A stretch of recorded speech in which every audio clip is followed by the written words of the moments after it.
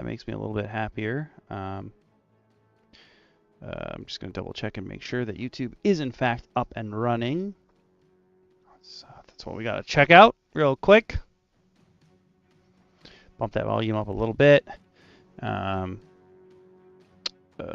I'm on the wrong channel. No wonder I can't see anything.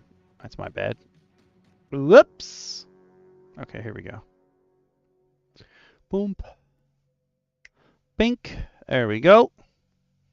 Not helping YouTube answer anything. Thank you. It's not happening, dude. Not at all. Nope.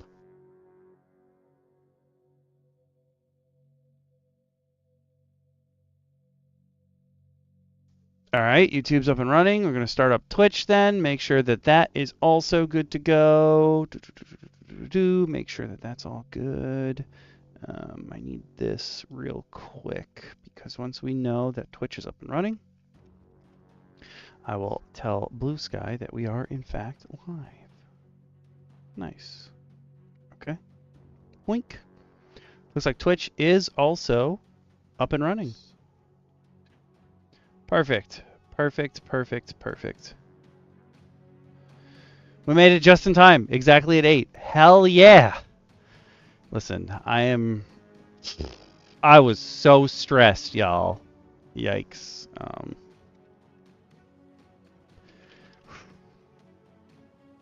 I will also say that, okay. Going live. I want to thank everybody for coming out to last week's 100th episode special. Because I was so preoccupied with that episode in particular, I made the mistake of not realizing that today was a holiday. So we are in fact going live today, but I don't know how many of the other DMs are coming, if any at all. So we will wait until our usual 15 minutes in to make sure that the other DMs who are going to join us are going to join us. But I don't actually think any of them are coming today.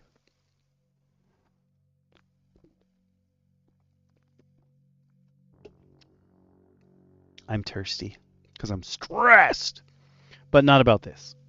I'm never stressed when it comes to Mad Leper's grimoires. Nah, it's not what I'm worried about. I'm worried about so many other things. But not the Leprous spells. We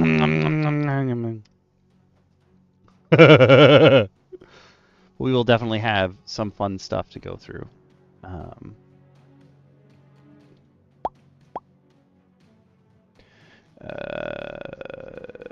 I am actually about to make a new section in the repository for the lost pages of the Mad Leper's Grimoire. Because hopefully today we get some new spells. Woot.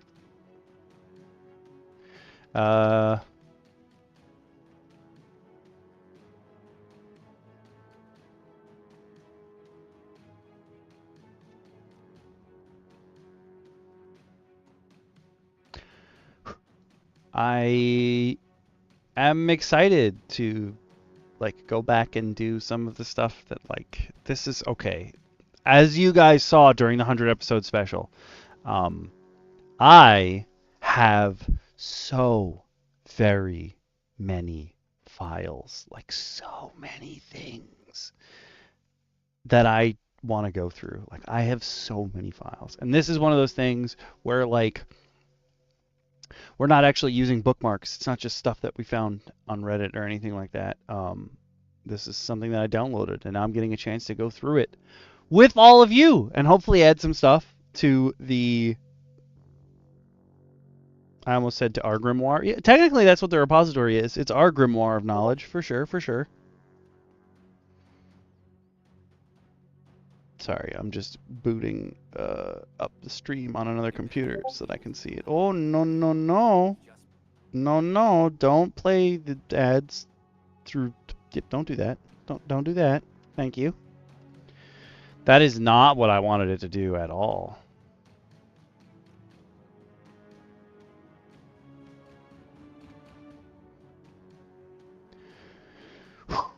But yeah, I have so many things. I just want to sit and read them. And if you've been keeping track with how many times I've mentioned it, yes, I have been stuck in the Tome of Mystical Tattoos 2 for like 2 months. I haven't even opened the file to read it. So these streams also give me a kick in the butt to start reading stuff. Sunday I did release my unboxing of Monster Turner's Handbook, so I did get to go through that. That doesn't mean I'm going to get to reading it anytime soon, but I did actually get to go in and like open the box at least, which is a start. If I sent you guys a picture of okay, so currently there's 2 rooms in my house that are just filled with stuff that I eventually want to use for either games or streams or what have you. And most of it is still in the original boxes. Like I never even took them out of the shipping boxes. I was like, oh, I gotta make a video on this, blah blah blah blah blah. And because of that, there's just stuff everywhere in my house, and it's bad. But as I get to make the videos, as I get to talk to you guys about the stuff, that means I get to clear the stuff out of the way, and that makes me happy. And this is obviously like the most weird like computer first world problem ever. I keep all of the stuff I haven't gone through yet on the main hard drive of my desktop.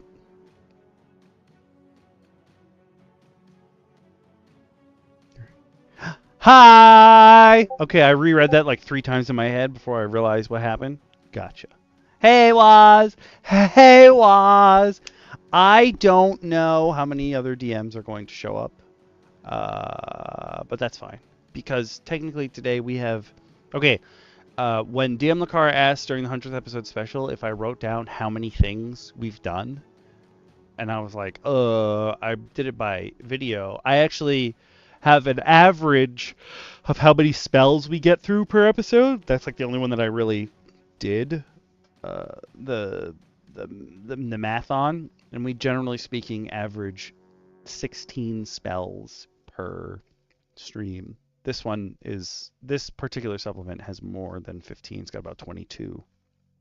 So this is a bit more than we usually do, but I think we'll be fine.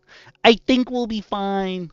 I don't know what this is. There's a new button on there. Oh, I can change it back to horizontal. Okay, I'm going to do that. I like horizontal better than vertical, to be honest with you. It's just what I'm used to.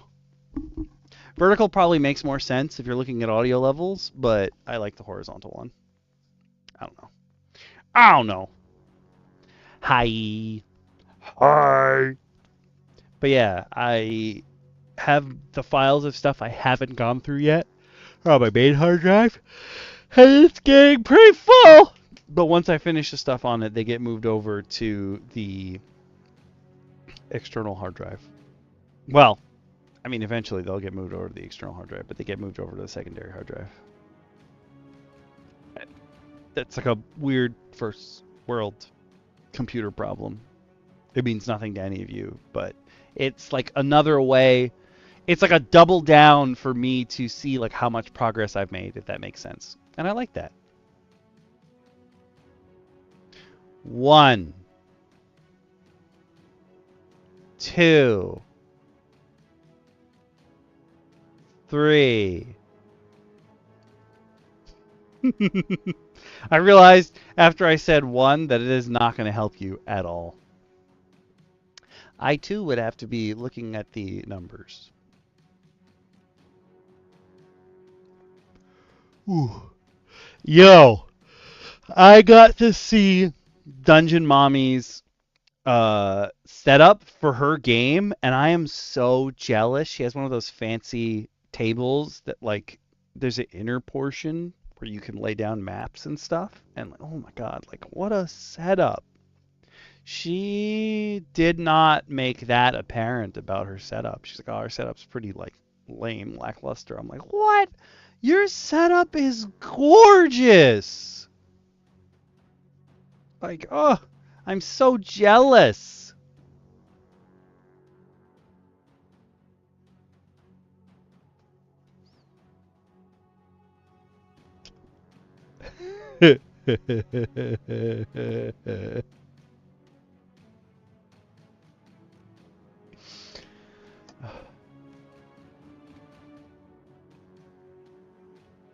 Oh, that would actually make sense.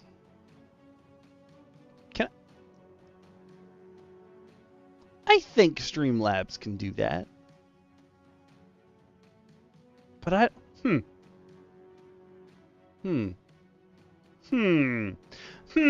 that's a good I'm gonna have to look into that. I don't know about that. I know I can make it play a note, but I don't know.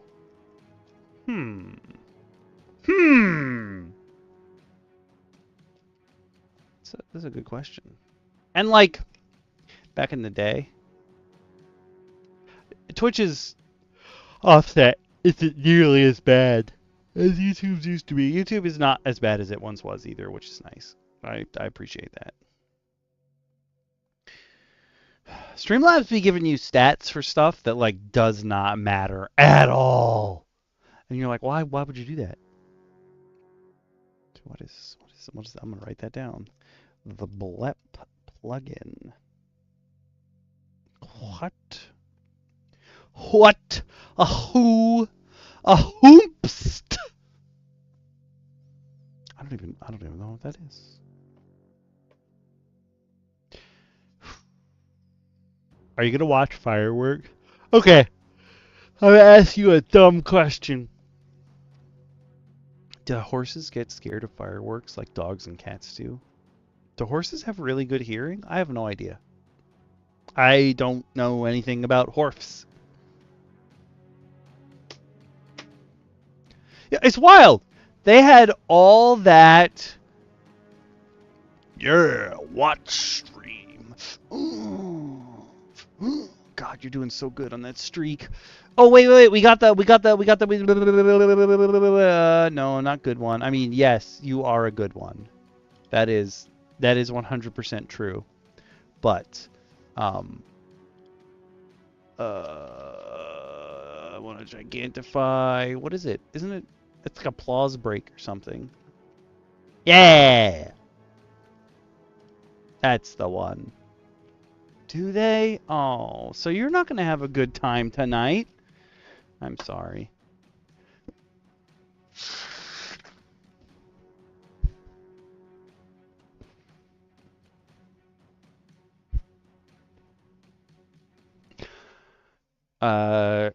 There was a girl's profile that popped up on one of the dating apps the other day, and I did not realize that she was a horse girl.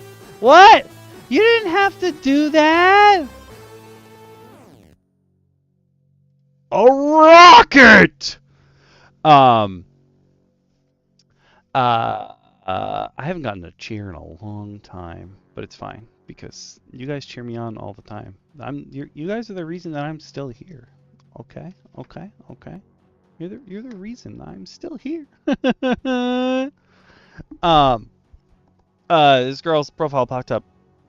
Did not realize she was a horse girl, and then her last photo, she's like leaning forward, away from the camera, and this horse in the stable is like, its eyes are bugging out of its head, but it's got a mouthful of her hair, and I was like, horses are silly. Horse is so silly.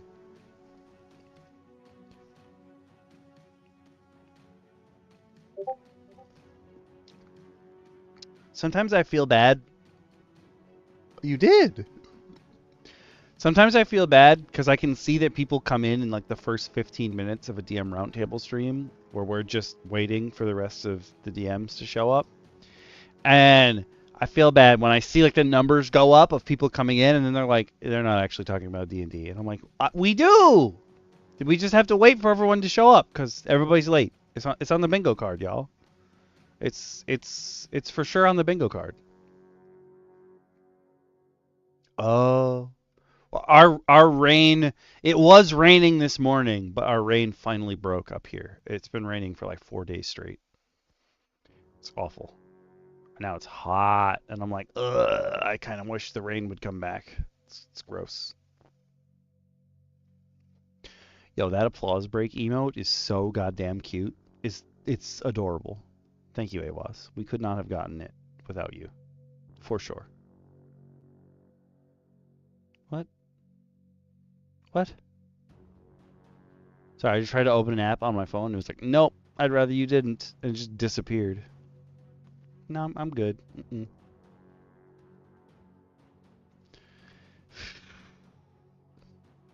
But it is almost time to start talking about the lost pages of the Mad Leper's Grimoire.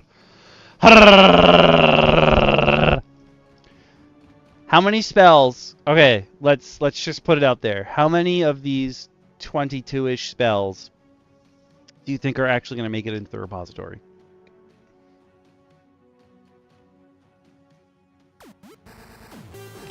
What are you doing? Blip.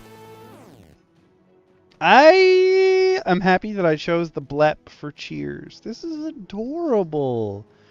You know, though, AaaaAaalLL, I'm going to be honest with you. You don't have to waste all your cents on me. Oh,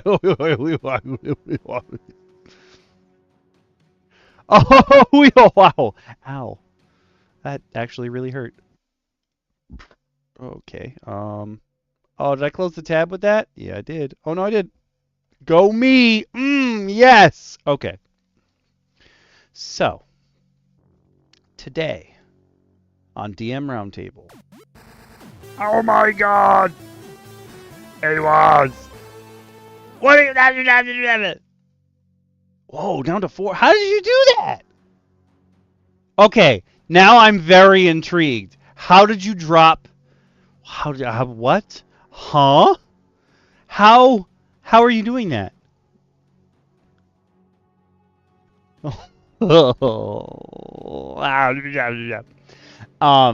If you guys and gals of all classes are on YouTube, you can drop the description of this very video below and it will take you right to this supplement.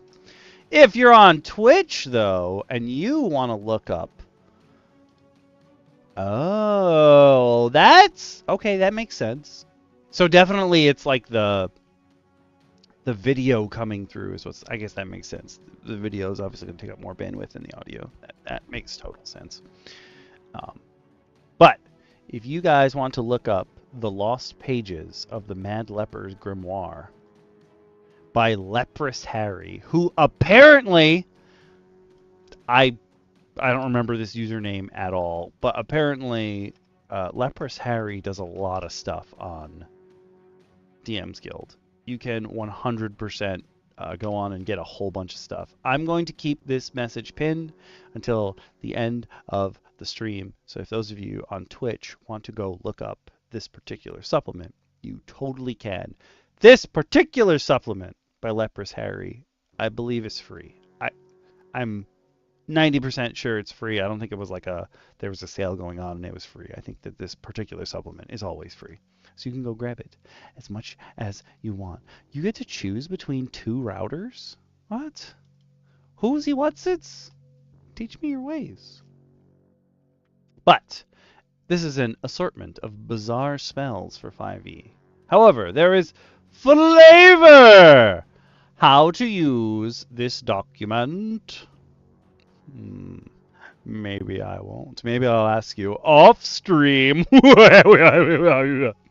But this player option is meant to be used alongside official D&D 5th edition books. Yay! There's a list of recommended books. PHB, DMG, Monster Manual, Xanathar's Guide, Tasha's Cauldron, and Ravings of the Mad Leper. It's another book by him, but there's other... I think Leprous Harry also has a Necromancer class. I believe that's what I saw. Ooh! I think we have ogres in the repository. Let me double check. That's a good question. AaaaAaalLL asked if we have giantkin. I think there's some kind of ogre in here. I think. Wait. Are you guys also giants? Hold on. Yeah, take me there. Oh, you guys actually can't see what I'm clicking on. So I have Cyclops in the repository. Let me see, let me see, let me see. Hag spawn, technically. The repository has half giants and half trolls. For those of you who are like, what do you mean by the repository? So, if you are a member of the pack or above, or your Twitch sub, which a lot of you are Twitch subs now, you technically should have access to the repository. Should you wish to get access to the repository, please hit me up on Discord or somewhere else, and I will send you the link, because you should have access to it, and it has cool stuff in it, and it will teach you a lot about stuff. So currently, I am looking through this. Let me switch over back to the repository. I guess technically also half-bloods would be just in general. I don't care about the sub-races at the moment. Printed races, what do we have out here? No.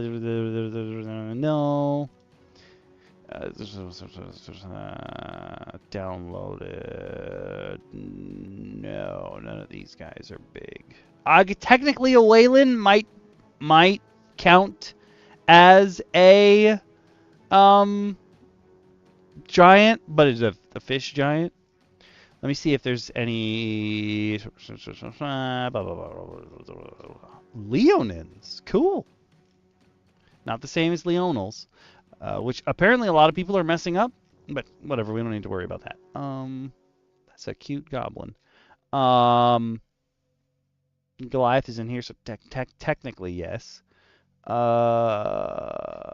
other giants though. Okay. Half trolls are in here. Actual half giants. At some point in my game, someone wanted to be a half giant, and I do not remember who it was. Hag spawn, technically. The Cyclops race, I also have printed out, but it's older than the version that is presented here.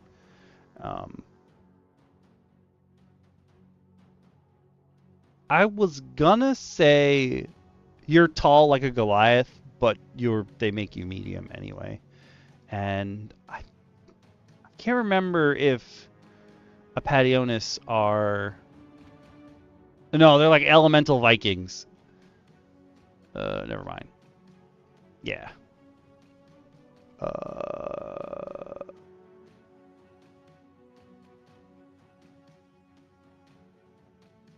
They're kind of tall. I guess technically they're not giants, but like they're big.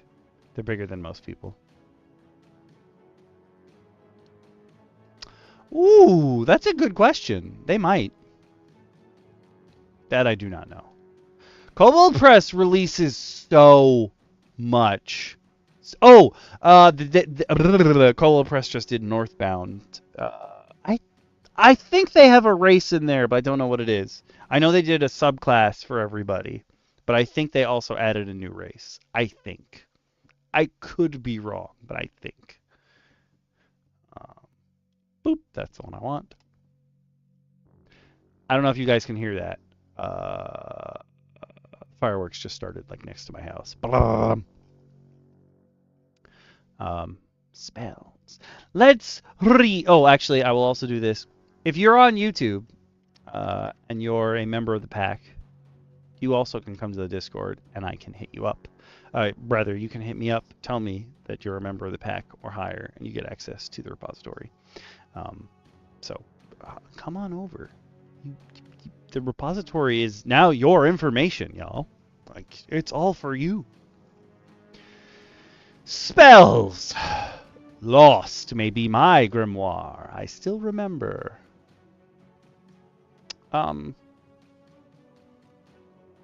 That's okay. I'm gonna ignore the grammatical mistake there. Whatever. We don't need to worry about it.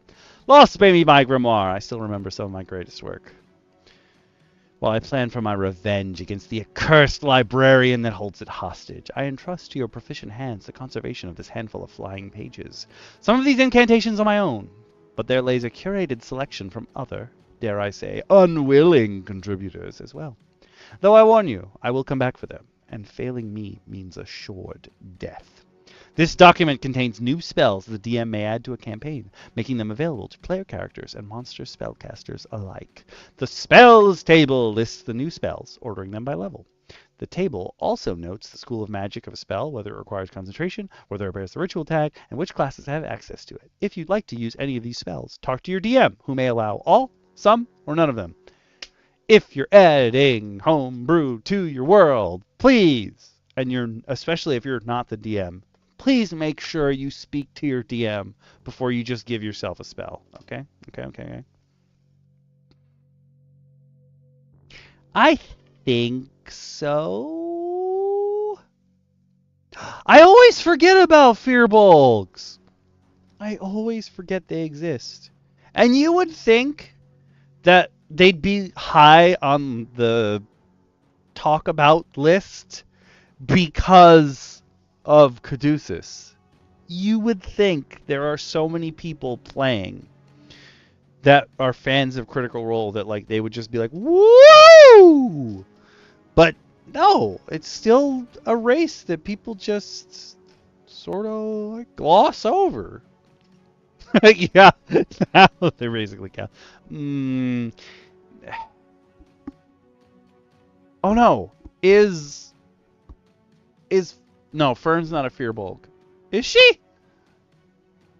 She's tall, so she's not a satyr. Maybe she is a Fearbolg. I don't know. I think so. Not quite sure. But this is the full list of spells within this supplement. We go from cantrips all the way to 9th level spells. Ooh, and you can click these and zoom right to them if you'd like. There is a lot, or rather they are, from campaign 3 of Critical Role. That's a good question. What is Fern? I feel like when I look this up, I'm gonna get things I don't want to see, so I'm not gonna bring the screen up.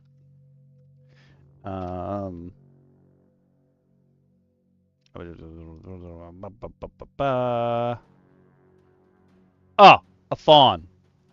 Fern is a fawn. Okay. I'm gonna send you a pic on Discord because you've probably seen her around. Not that it's like too sexy to show on the stream. It's just it's easier.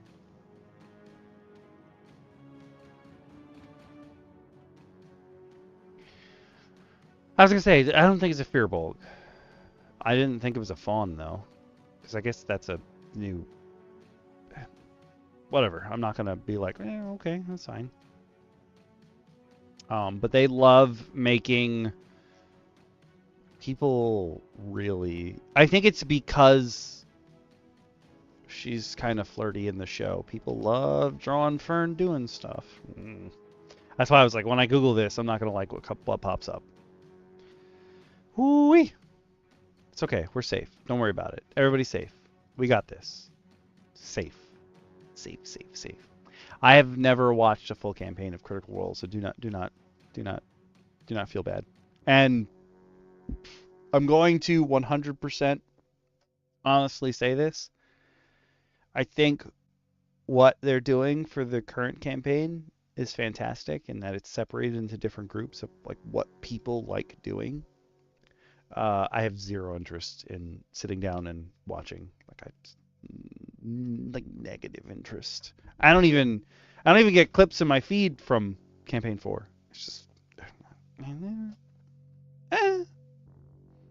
that's all I got. But we've got, actually we can count the spells now. We've got 1, 2, 3, 4, 5, 6, 7, 8, 9, 10.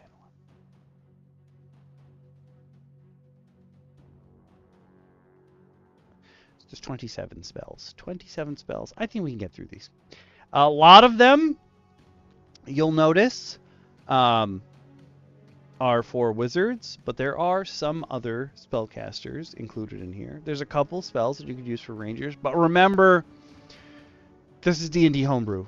Just because it says that class, like, doesn't necessarily mean your DM's not going to let you take the spell if you're a different class. So please talk to them. Like, even the way that the repository is set up, hold on, I will bring that up. That I don't mind showing you.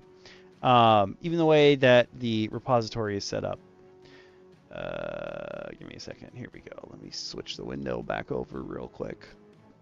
I've got it set up for level, and then what classes are there. This happens to be the downloaded spells tab, so it tells me where this spell is. But just because I've written in what classes I think it would be for, if y'all... Wait, what? Why are you getting an ad? I didn't hit a button to play an ad. I don't think I can send ads to subs either. What's happening right now? Yeah, why did you get an ad of all people? That doesn't make any sense. Ah! Oh, hey, was. You've already given me enough today. The way you said I know, because I suck at asking people for money.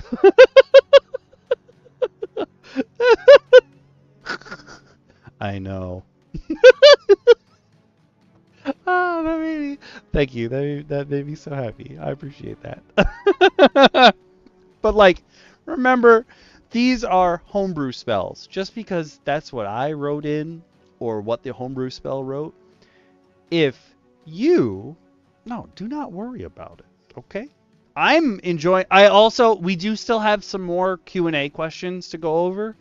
But I don't think it's fair if I answer the questions myself. Like, I want the rest of the DMs there to answer them. So we're going to push that a bit further down the road to hopefully next week's stream. I assume all the DMs will be back for that. But yeah, like, this is what I wrote in there, but these are all homebrew spells. If you can give, like, if I happen to be your DM, if you can give me a reason why you think this spell, your character should be able to cast this spell, 9 times out of 10 I'm gonna be like, okay, that makes sense. Sure. I'm not really a stickler for the spells being for certain classes. And like, if you can give me a reason why your character would know this spell, sometimes I even will give you a spell that is like explicitly like, oh, not for this class, or we'll come up with a way to make that happen.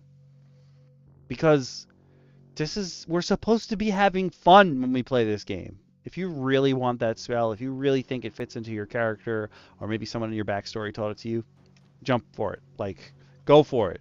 Give me a reason why, and I will probably give it to you. What spell do you want? I know what you want, AaaaAaalLlL. Yeah! You can find someone who can teach it to you, too. Maybe. I think you want Mage Fisticuffs and... what about Leprous Harry's Murderous Specters?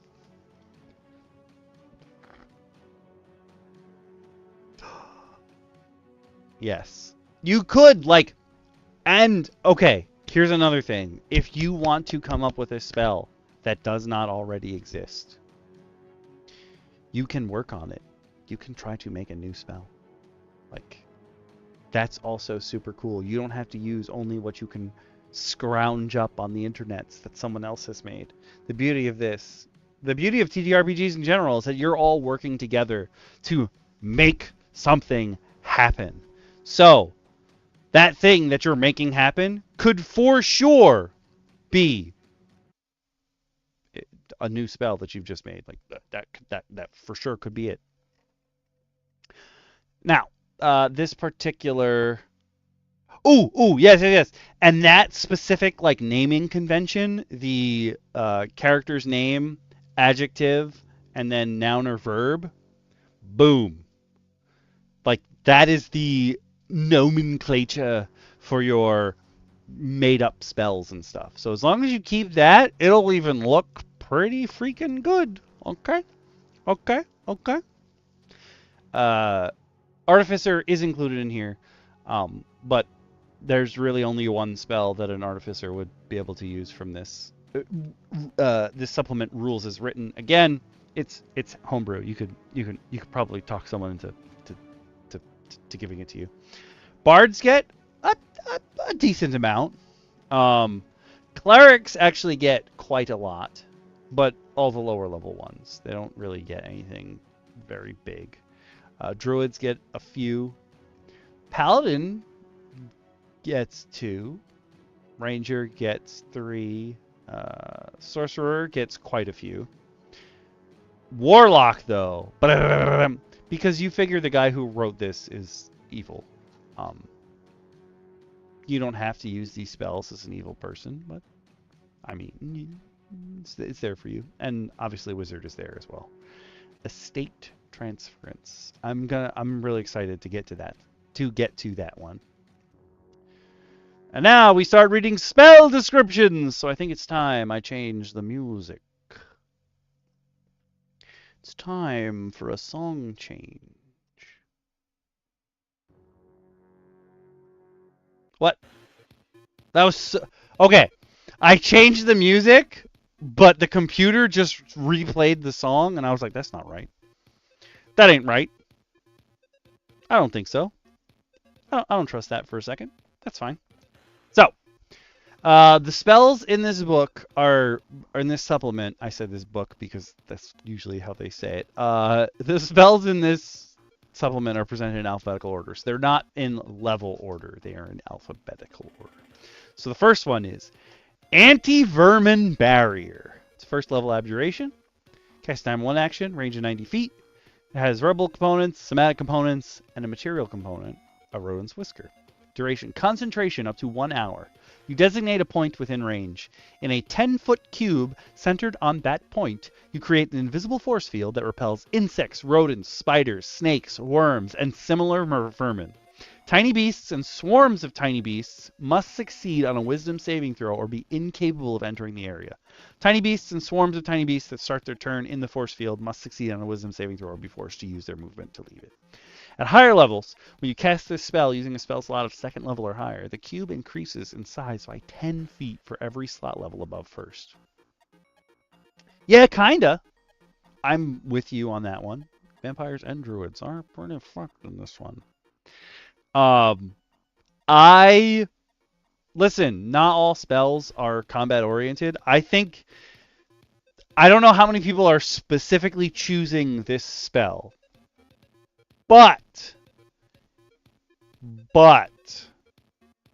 as far as flavor goes, and for very specific situations, this is a fantastic spell. I love this spell. We're off to a good start. I don't know what that says about me, but I think it could. He's playing the Rat King's over here, like playing his flute. Like, that's a terrible flute. That was a... Whoo! I should have just whistled. I don't know why I went with the... That was bad. I apologize for that, y'all. That was a bad one. But... I think it could. Especially if you're a high enough level that they have to make a wisdom save against your DC, and this guy like can't get a single swarm of beasts in on you. Like, oh, or hear me out. Maybe not even a player's using this. The town guard, when they have to investigate the sewers, they hire someone to come out and be like, "Hey, no vermin. We need to make sure that this crime scene is as sterile as it possibly can be. Let's get all them vermin out of there." Wah! And now the sewer is slightly more clean. I mean, it's still full of doo-doo water, but you do what you can. I want to put this in. Unfortunately, because it has this table and this table, they don't write what classes can have the spells over here, which is annoying to me because now I'm going to have to do 2. I have to like scroll up and stuff, and that's going to be obnoxious while I'm editing the repository. Okay. That's fine. But yes, I want anti-vermin barrier. I will 100%. I'm just gonna write the spell in there, but I'm not going to. I'm not gonna go through the I'll fix them later is what I'm saying.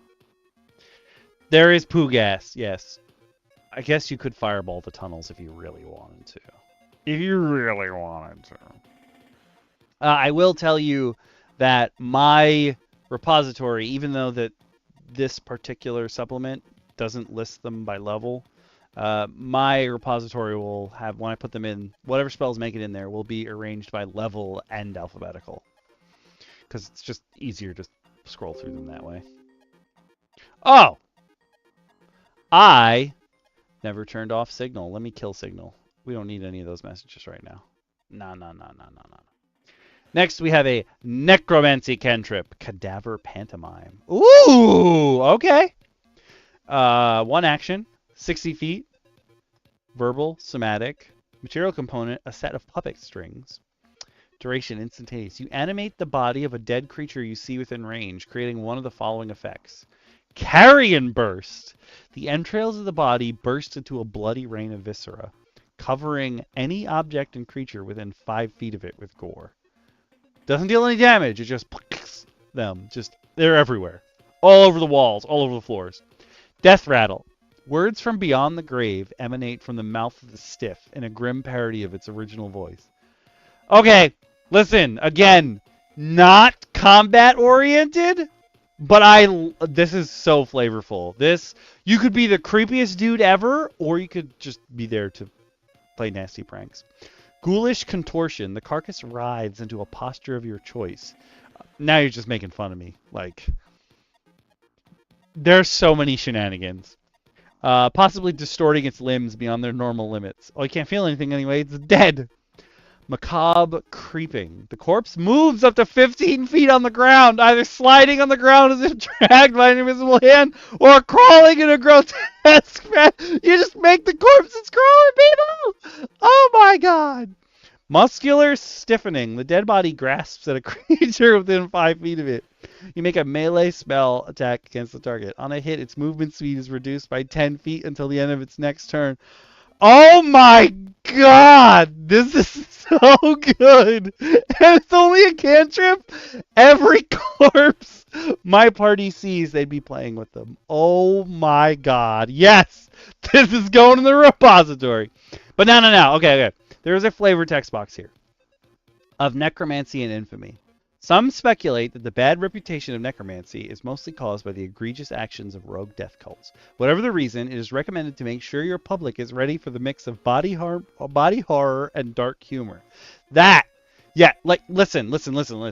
If you're picking corpses up and making them grab people, okay, if you're doing that and people know it's you, most people are either going to run and scream. Like, most people are going to be very terrified of you. I think Bursting Sinew does damage, though. This one, you just cover people in nastiness. I think it's kind of also like, I think it is called Raining Blood, maybe? Where you prick your finger and you make it rain blood from like a cloud in the sky. I don't think that actually deals damage, if I'm not mistaken. I think it's just there for literal flavor. Cadaver Pantomime making it in 100%. That's fantastic. I love this. I love that spell. Okay, this spell is fantastic.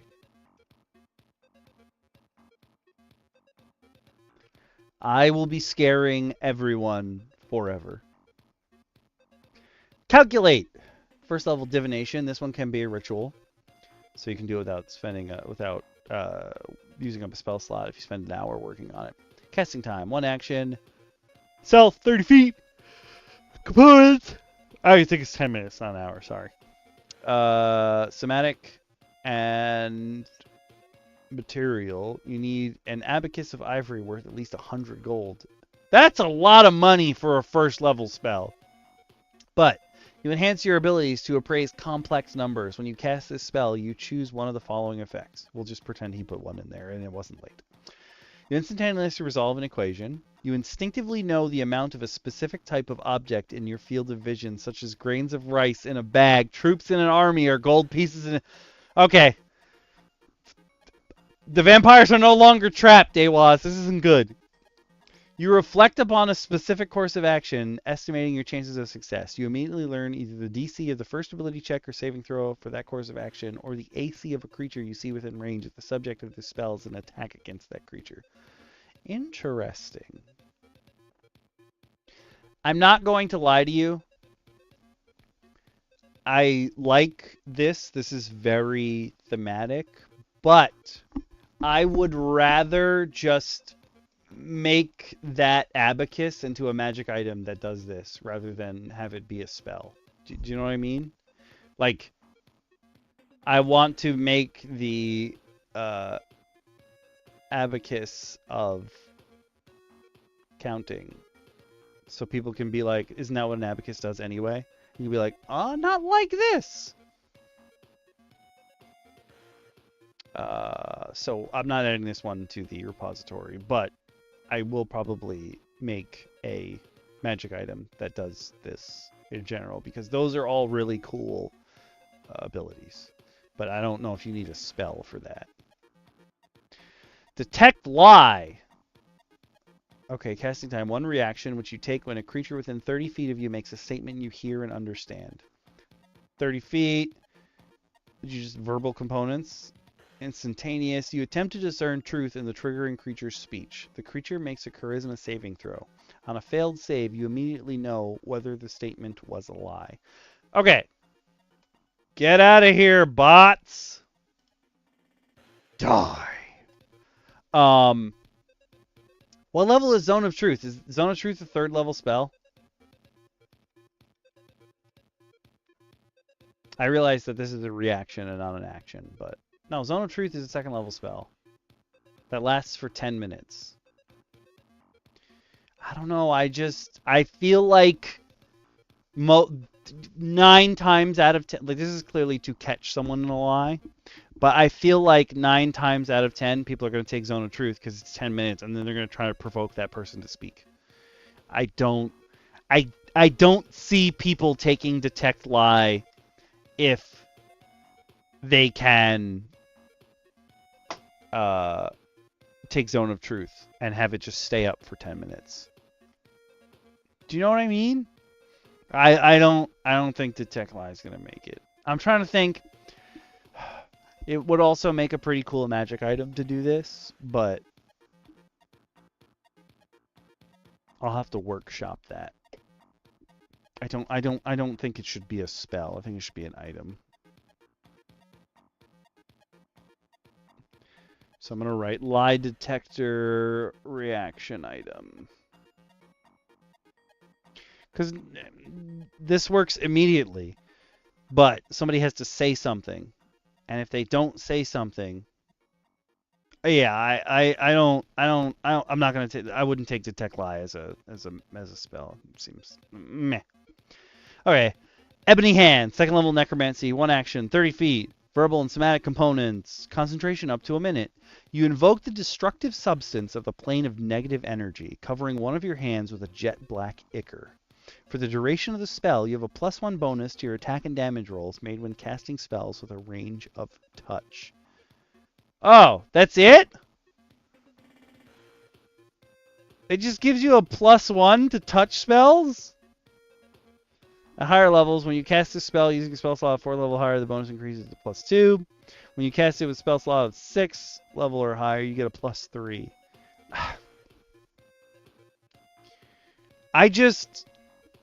I don't know. I don't see people. It's gonna improve your like shocking grasp cantrips and stuff, but I don't know. I can't imagine people going out of their way to take this as a 2nd level spell or use or upcast it later on. You know what I mean? I don't know. I don't see anyone taking this over other things. And I feel like at that point, you would instead be searching. You'd probably have an item that just automatically bumps you, or you have like a magic item or something like I don't know. I can't imagine wasting a spell slot on this. I think this should be a cursed item of some kind, though, because it does cover your hand in ichor.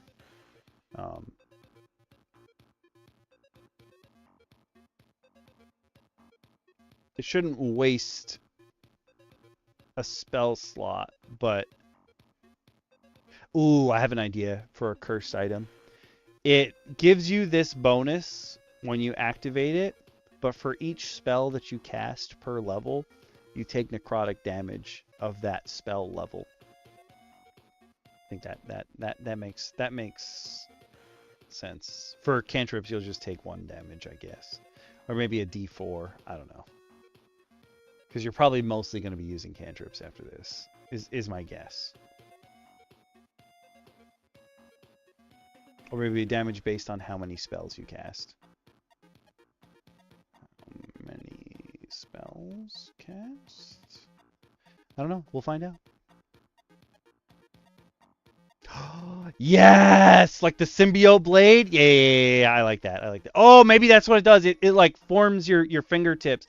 You get like the snake fang nail that Shin got in Tomb of the Serpent Kings. Maybe like it elongates your fingers and you like dig them into people. Or even maybe you have a new ability where you can suck some of the life out of someone. I don't know. Or stop them from healing, something like that. I just don't like it as it is. Elminster's Memento. First level enchantment, could be a ritual. 1 action, touch, verbal somatic, duration special. You touch a tiny non-magical object, enunciating a magical formula while, obviously, while touching it, and bringing an information you know to your mind. You immediately forget that information, as long as the object remains intact. If you learn that information anew, you forget it again after 1 minute. Once the object is destroyed, you immediately remember that information. That's cool. You're like leaving your memories behind. And you could use this for good or evil. It could be you're leaving behind some lost, forgotten knowledge, something that like you feel super guilty about, or maybe it's something that you shouldn't know. Like, oh, if this knowledge gets out, the kingdom is ruined. I really like that. That's a good one. You're going in the repository, baby!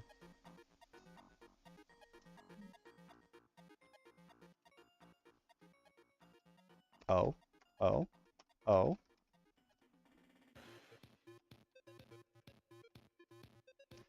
This particular spell is not written in the traditional new spell way. It does have someone's name, but it does not have the adjective. It should have an adjective in it.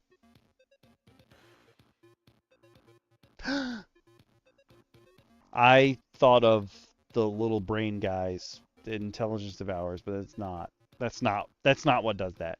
But there is a creature that steals your memories. Yes. There 100% is. I don't know what it is though. Is it called an intelligence devourer? Is it? Is it?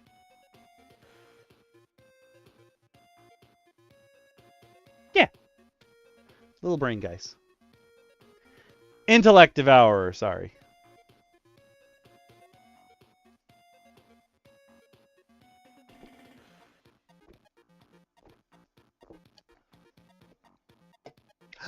AaaaAaalLlL. I love AaaaAaalLlL. AaaaAaalLlL like to give.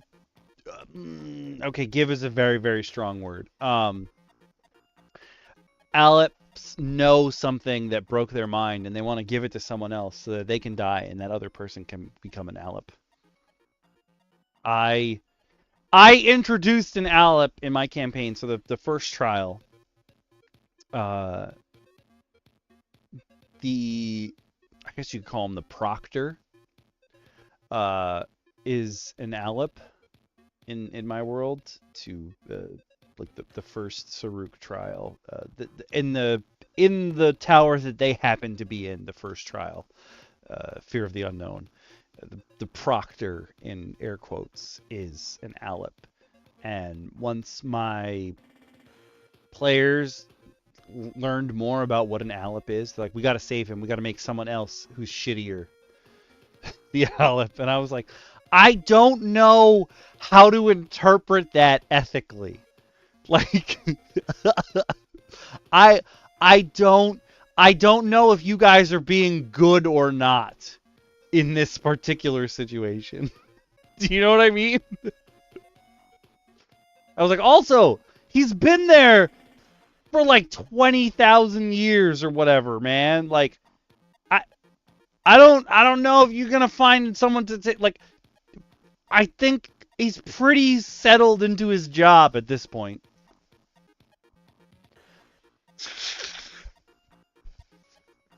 I don't know, man.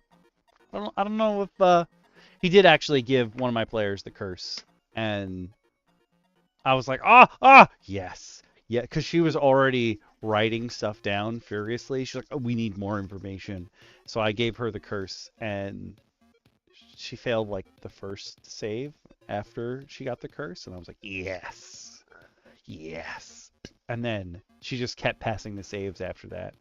And the way that the curse is written, and at least the way that I had run into the curse in 5e, it's like it breaks after a while if you keep having good saves. And I was like, boo! That's boring! I wanted to keep it there forever. It's like, boo! That was whack. But the next one is Embalm. This is a second level necromancy. One action, touch. I know I should have kept it on, but she like went on another tangent in the game and like forgot about it, and I was like, oh man, she doesn't write her own notes anymore in character, so it's fun. That's one of those times where you read the rules and then you go with them, and then afterwards you're like, man, I didn't have to run the rule that way.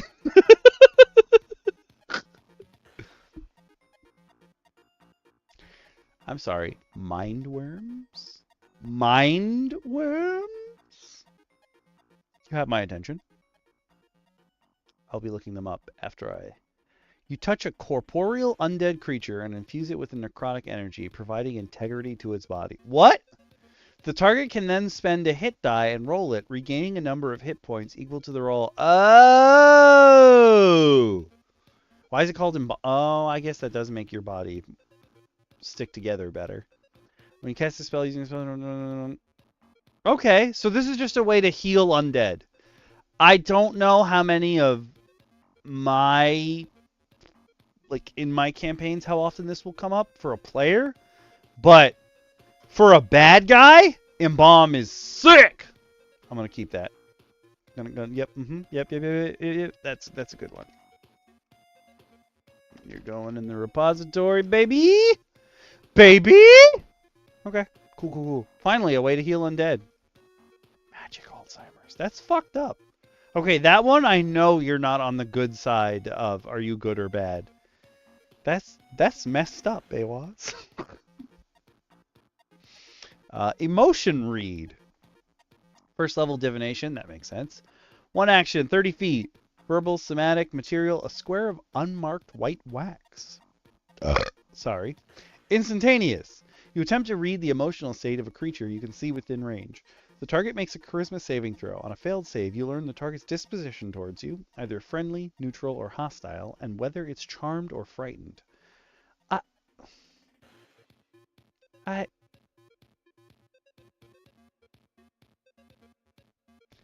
feel like this should be named something other than emotion read. I don't see anything wrong with it, but I feel like that name is wrong for what it actually does. Maybe disposition read would be better. Or read disposition.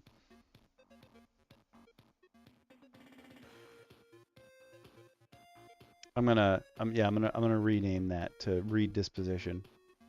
Though I feel like there are other ways to figure this out. So I don't know how many people will take it, but it's not terrible.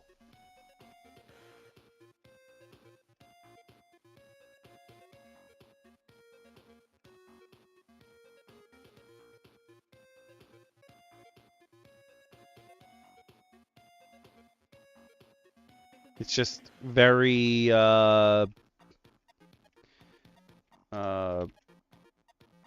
it's very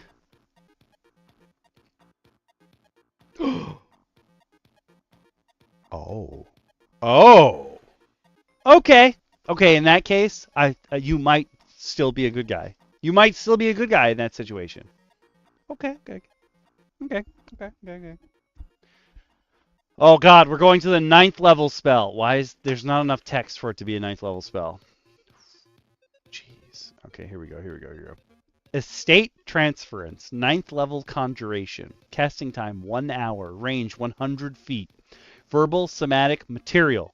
6 identical forked metal rods, each worth at least 250 gold, attuned to a particular plane of existence and disposed around the perimeter of the affected area at regular intervals, as well as a specially crafted magical device worth at least 10,000 gold.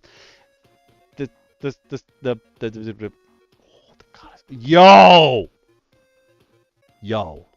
You're a mastermind, Awas. That's messed up. I love that this thing doesn't say what the specially crafted device is, just that you need one. So this is leaving it up to the DMs in the game. Duration permanent. Having placed the metal rods around the periphery, you perform a special ritual in the epicenter of the affected area where you place this specifically crafted magical device. At the end of the ritual, you tear off a spherical area of the current plane with a radius of 100 feet. Hold on. They should say it's in a ring around the area then. Anyway. Centered on the device, transposing the area and anything in it, geologic features, buildings, people, wildlife, to the other plane of existence to which the metal rods are attuned, at a place of your choice, if you know any, or at random? You just randomly send a chunk of the city to another plane? That's messed up. The transposed area remains protected from the environmental conditions and planar effects of the surrounding plane as long as the magical device remains undisturbed. Oh. Okay. I don't think this is a spell. I think this is how your campaign starts. I'm also going to go to this link and read it. Mind worm. Honestly? Weirdly cute.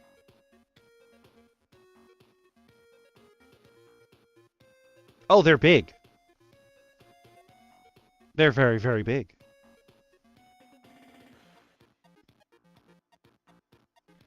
Wow. They're immune to psychic?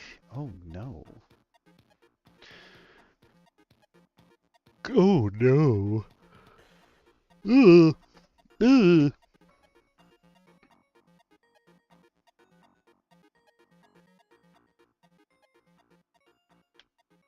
Gross. Oh, they speak too. Where's their mouth? Where is your mouth? I think that estate transference works way better as like your people were sent away and or maybe the bad guys were sent away and the device is breaking down. You have to find a way to stop them when they come back, something like that. I can't see anyone in a game that I'm running use this particular spell like over banishment, especially since it's a 9th level spell. But I think as a plot device, that specially crafted machine could be super cool.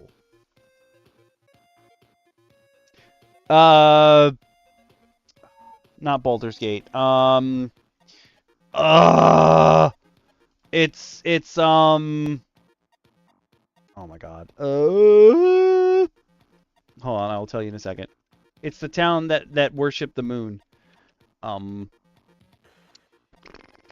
are you called? Yeah, yep. What's the town, bro? What's the town, bro? No, don't tell me. Blah blah blah blah blah. Elturel. The moon haunts you.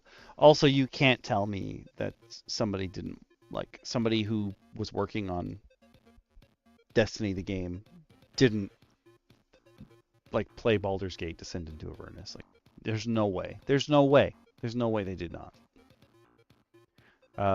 My players actually, within the official timeline, my players are about to get to the point where Elturel disappears. They don't know that yet, but it's fine. I was like, maybe they're going to want to travel to Elturel. They haven't yet, but they're going to start hearing about it. I'm like, what the f? And I bet you anything, my players are going to be like, oh, we have to go save them. And be like, why?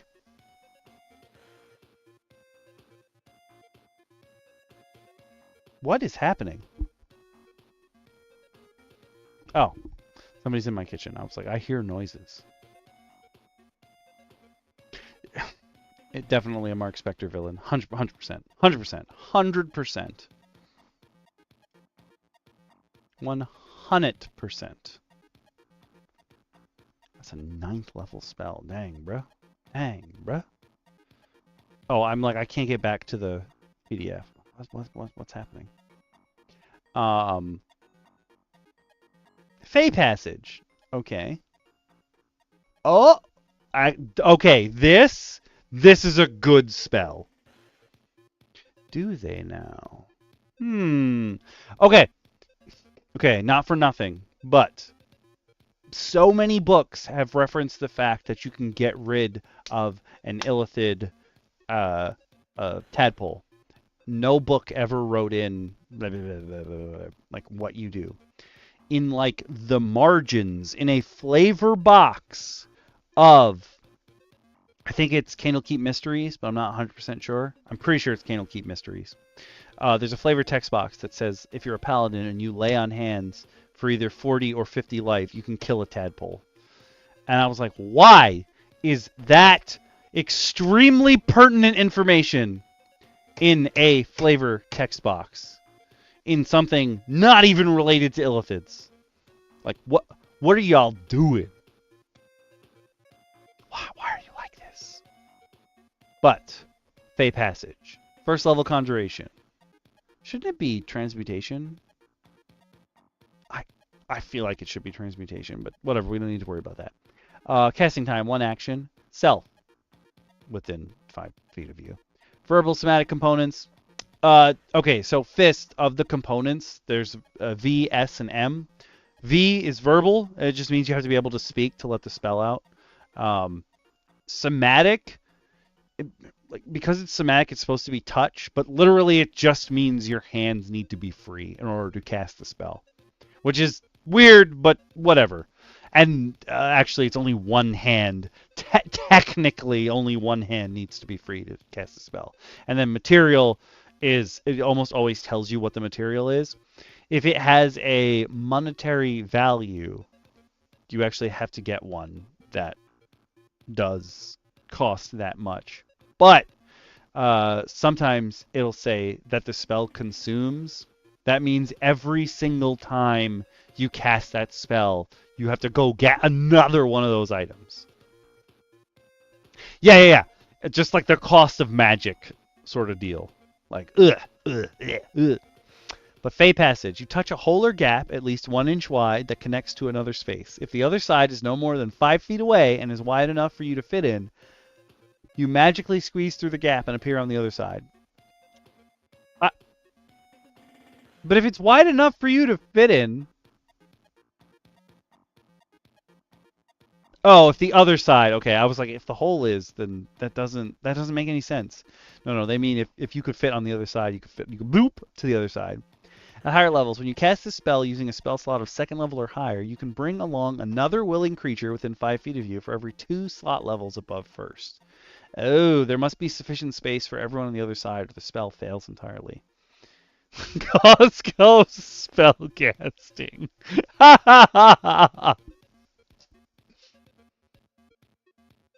Yo, that's the weird thing.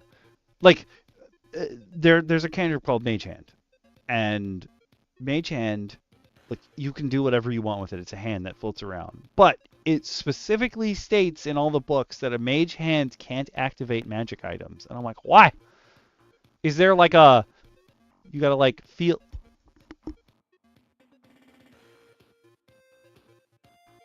I was trying to figure out what all the banging was downstairs, and then I realized my mom was in my kitchen for some reason.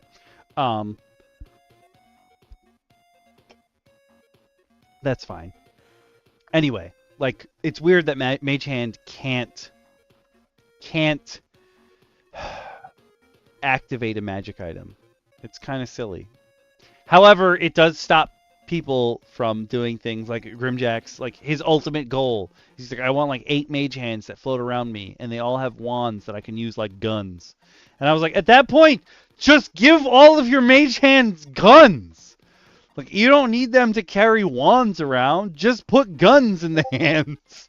Like, you are making this so complicated for no reason. Just give all the hands guns. I like Fey Passage, though. I'm definitely going to run Fey Passage. But I feel like it should be Transmutation and not Conjuration. Because you're not making anything. You're moving through.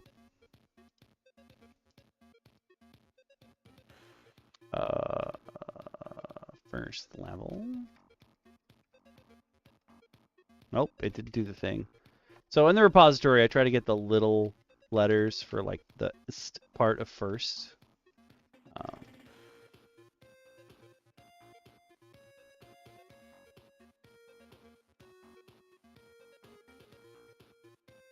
I think this should be transmutation. I realize you guys can't see what I'm typing, but that's fine, because everyone who's in the chat right now actually does have access to the repositories. They can look through it whenever they want. Whenever they want. It kind of makes them henchmen, yeah? Hench hands? Yeah. All right, let's see if Ghoul Touch is better than Ebony Hand. Ghoul Touch, 2nd level Necromancy, 1 action, touch. Verbal somatic material, tattered scrap of cloth torn from a ghoul's clothing. That is a fun, like, I gotta go find a ghoul and take whatever's left of his clothes. You shoot your hand forward, clawing at a humanoid creature within reach. You make a melee spell attack against the target. On a hit, target takes 3d8 points of necrotic damage and must succeed on a con save or be incapacitated for a minute? That's so strong. At the end of each of its turns, the target can make a Constitution saving throw, ending the spell early on a successful save. That's so strong. When you're incapacitated, you can't do shit. And everybody has advantage on attacks on you. You can't move. You can't do anything. Oh my, that's so strong. For a minute. I don't know, man. 3d8, like, the damage is okay, but the fact that it does so... Oh, yes, you need a good Ultron quote if you're gonna be... If you're making that corpse crawl around, you better be pretending to be James Spader. Ooh, excuse me. Ooh, excuse me. Excuse me. Incapacitated. Oh, never mind. Wait, what? Incapacitated is just you can't take actions or reactions? Interesting. I thought incapacitated was like everything. It's not as bad as stunned or unconscious, but it does stop you from doing whatever it is you wanted to do. Until you pass that save. Okay, so that's a little better, but it's still like this seems very, very strong. But you do need a very specific item. So you're going out of your way because a ghoul can oops, that's not what I meant to do. Sorry. A ghoul can paralyze you. Yeah, so why is it they probably chose incapacitate because paralyze is too strong. Yeah, paralyzed, everyone have advantage on you. Incapacitated, you just can't do anything. You'd be so mad.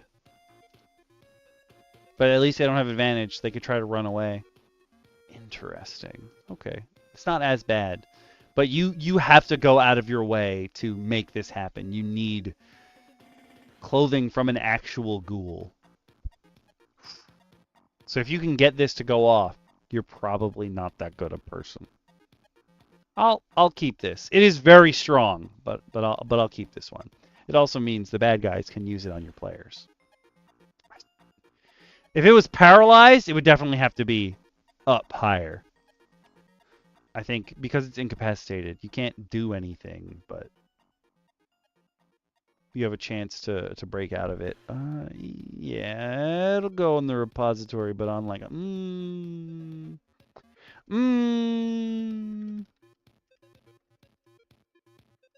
And I'll fix the classes later on.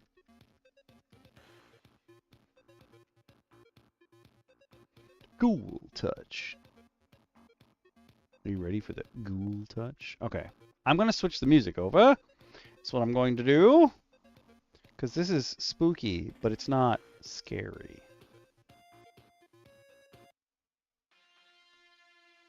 This one also is not, kind of.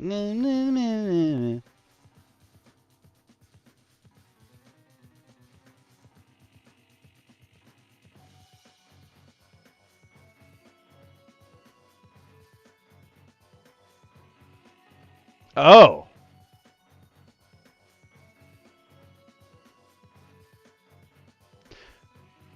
I never thought of that. The concentration portion. Can you concentrate when you're incapacitated? I never, ever thought that that was going to be the case. Oh, I see what happened here. That was weird. It, like, broke the top. Interesting. Interesting.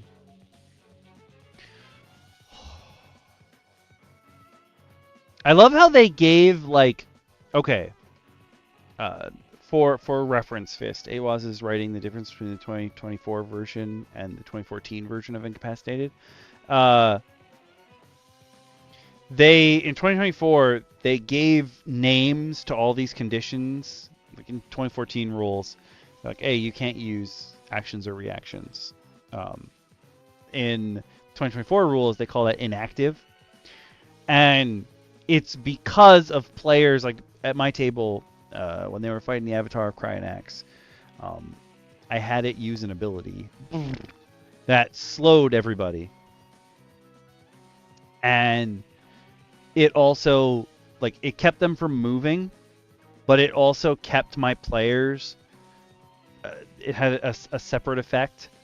And my players were like, you can't do that to us because those aren't named abilities. And I was like, what are you talking about? I could do whatever I want. They're like, no, we have to know exactly what this named effect is. And I was like, no, you don't. No. That's not how it works. So they added all this new thing. Yeah, they added all these titles so you can just be like, this is what you have. I'm going to tell you what, like, this is exactly what you have. These are the effects. Which is silly, because you make shit up the entire time you're playing the game. Having to wait for your DM to be like, no, this is exactly what you have. This is what the rules say your character is experiencing now. Like, no, stop that. You don't need all that. But whatever. We have the Glare of Hadar. Hadar is basically D&D's version of like a far one, like one of Cthulhu's kin. He's all about tentacles. So I'm sure this is going to involve tentacles in some way. 8th level Conjuration. 1 action, 60 feet, verbal somatic components, concentration up to a minute. You summon the Ire of Hadar, the sentient star, appearing as a 5-foot sphere hovering in an empty space within range. It occupies the space it's in and is impassable and indestructible. A 60-foot cone of scorching radiation emanates from the sphere in the direction of your choice. Creatures that start their turn or move into the cone's area for the first time during their turn must make a Constitution saving throw. On a failed save, a creature takes 8d8 radiant damage and is poisoned until the condition is removed by a lesser restoration spell, by drinking an antidote, or by other means, or until it completes a long rest. On a successful save, the creature takes half the radiant damage and isn't poisoned. On your turn, as a bonus action, you can move the sphere by up to 20 feet and change the orientation of the cone in the direction of your choice. You cannot move the sphere through a creature's face, even though it's impassable. Oh, because it's impassable. I would just bop! Just bop! I've never heard anyone refer to him as the sentient star before, though. That I'm a little confused about. I've never heard anyone refer to him. I just know that he's the tentacle guy. And that immediately DT was like, yo, can I get... Every time he's like, yo, can I check out this spell? It involves tentacles. I'm like, it's something about Hadar, isn't it? And he's like, uh-huh. Of course.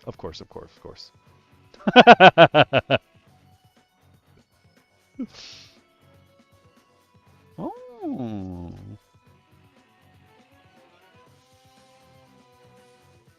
He just goes wherever he wants. Oh, so he's always in the sky? Oh, that's terrifying. But I love that they took... So beholders, on their turn, they shoot like a cone out. And that's an anti-magic cone. And they took that and changed it to just like... You're just like shooting radiation. I am so surprised they chose radiant damage. He's a star. It makes sense. Most of his other attacks do not deal radiant damage. That is honestly very cool because I'm pretty sure most warlocks aren't dealing... The vast majority of the Hadar spells only work for warlocks. I'm pretty sure the vast majority of them are not dealing radiant damage. They're probably dealing necrotic damage. This is sick. I love this. 8th level spell, Glare of Hadar.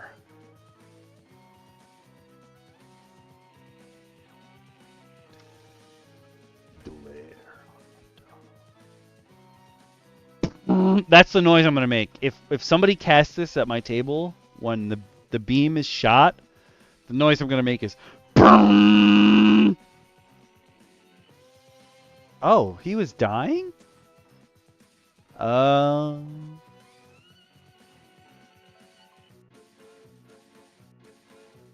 Nyogi? Are those the people who live on the moon? Hunger of Hadar. It is sick. I'm an old man. Feed me. Hesitation. 2nd level enchantment. 1 reaction, which you take when a creature you can see within 60 feet of yourself rolls for initiative. What? You induce hesitation in the triggering creature's thought process. Slowing. Oh my god. The target has disadvantage on initiative and must make a wisdom saving throw. On a failed save, the triggering creature is also surprised. This is the meanest thing I've ever seen. This is a spell specifically to say, hey, fuck that one guy in particular that's rolling initiative. Bro, that's messed up. I don't mind that at all. I just that's messed up. Thank you, AaaaAaalLL. I was just about to go and be like, are these the guys that? Oh, oh, oh no! This is not who I thought they were at all. At all. I'm going to show you guys exactly what AaaaAaalLL has just shared. When I figure out what, there we go. This is a Neogi. I don't like that. However, in 3E, they were much weirder. But in 2E, look at this guy. Doesn't he look like he'd sell you things? Look at that. Look at that. Look at that. He looks like he'd sell you a lemon in a heartbeat. This is not the thing that I thought they were. I don't know what I'm thinking of then. I really thought they were on... Oh, they are in space, but they're not. I don't think they're the people who live on the moon. Interesting. All right, we're going to swap back over. Bloop.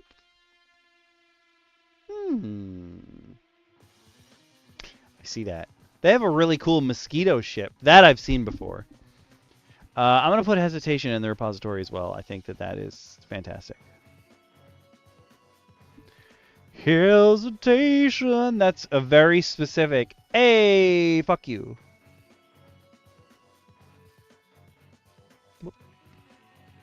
Nope. Nope. Come on, man.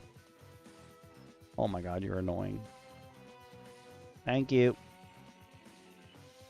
trying to get the small numbers up there. Can't believe there's somebody made a spell specifically to say fuck you during initiative. Wild.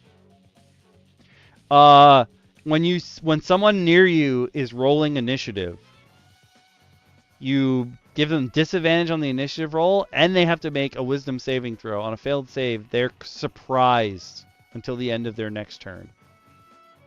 That's wild. That guy in particular, I don't want him to do anything this turn.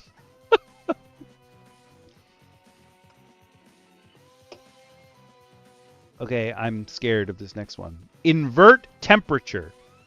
3rd level transmutation. 1 action, 60 feet. Verbal somatic components. Concentration up to an hour. You create an area of inverted temperature in a 20-foot cube centered on a point you see within range. For the duration of the spell, heat becomes chill and chill becomes heat. And creatures within the area that take fire or cold damage instead take the opposite. Oh! At higher levels, when you cast a spell using a spell slot of 4th level or higher, the cube increases in size by 20 feet for each spell slot level above.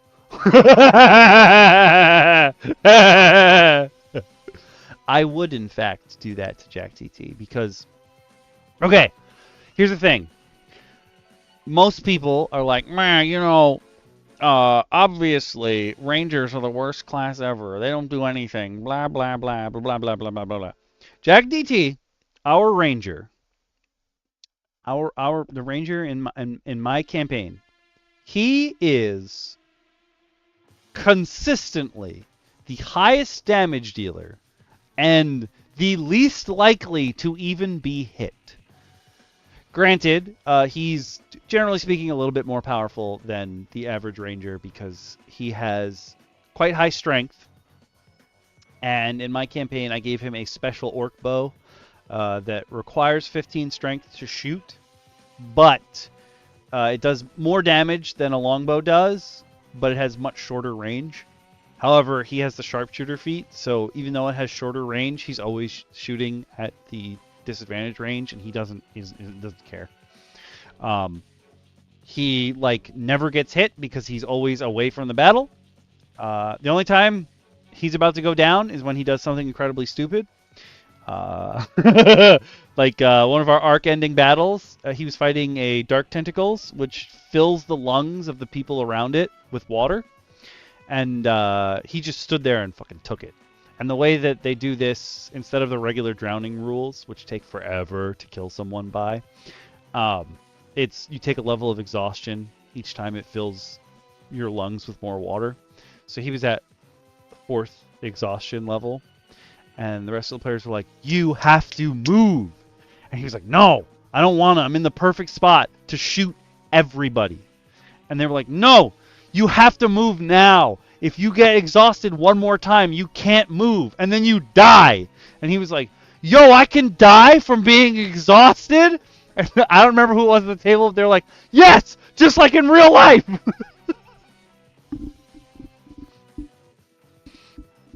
He is a hunter subclass. So he even took the subclass. He just wants to hurt people. Like, that's all he wants, is to hurt people. And he does it really well. But, okay, I didn't think that this spell was useful at all. However, it is very useful in the context of... It is! It is!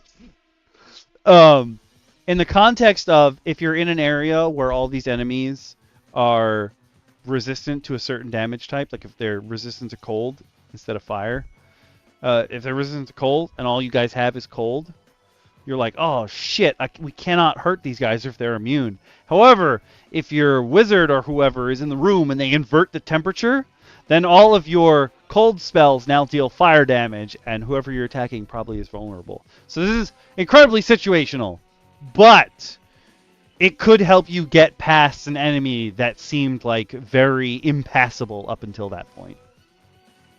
It's true. It's true. It's true.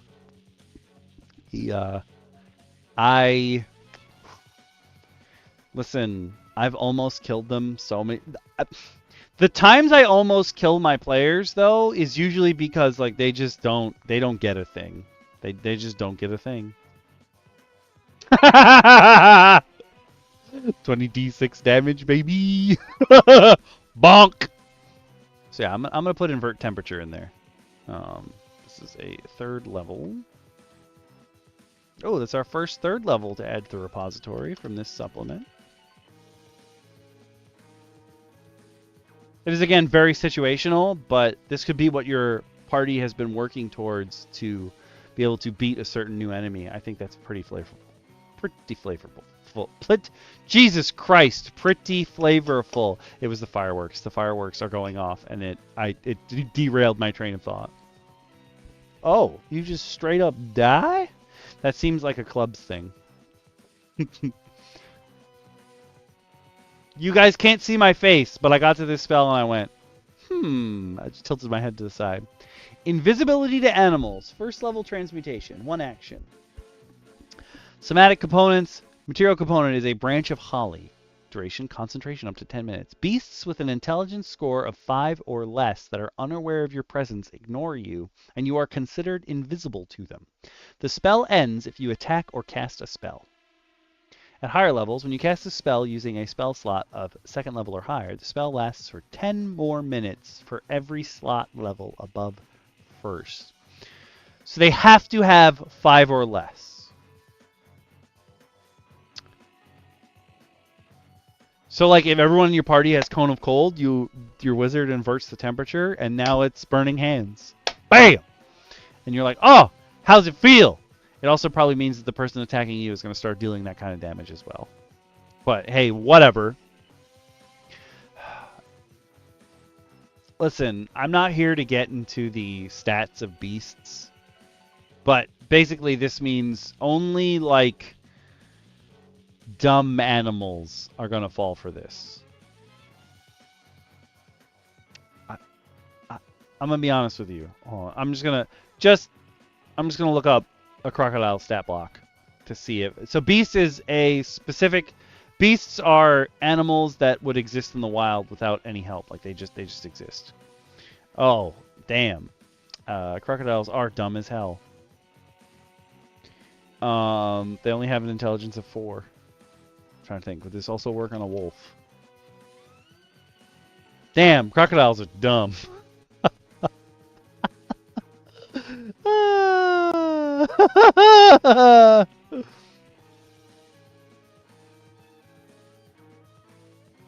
Yo, it is taking forever to load, bro.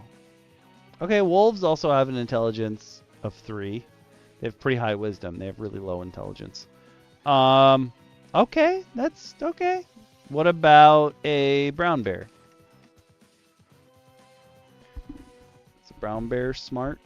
So this will work on your run-of-the-mill animals. Not necessarily like... And they have to be beasts. So they have to be able to exist in nature.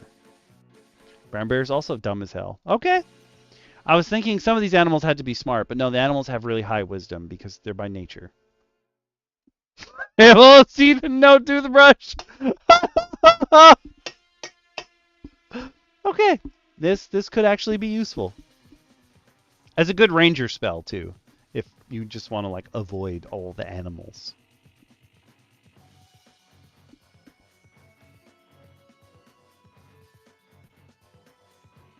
It seems like probably rangers and druids are the ones who are going to be using it. But a druid wanting to be invisible to animals seems counterintuitive.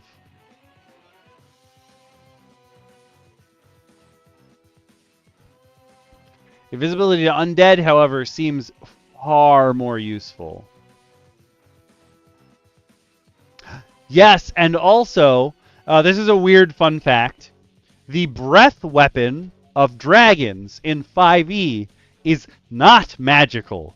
It is, by default, a biological process, which means if you hit them with like an anti-magic field or what have you, they can still use their breath weapon. I feel like this would be akin to an earlier editions, their breath having the SU tag for supernatural, meaning like it still functions if like they're in a field where there's no magic and what have you, because there's like it is rules as intent, but I don't know if they ever wrote it down anywhere. The way that you're supposed to be running it is if the creature would die without in an anti-magic field, then like pretend that it is fine. Like a zombie, if you enter an anti-magic field, the corpse is already animated. Like it's probably still going to be walking around. It's not like the magic would make it fall apart or anything like that. It's not like a construct or anything.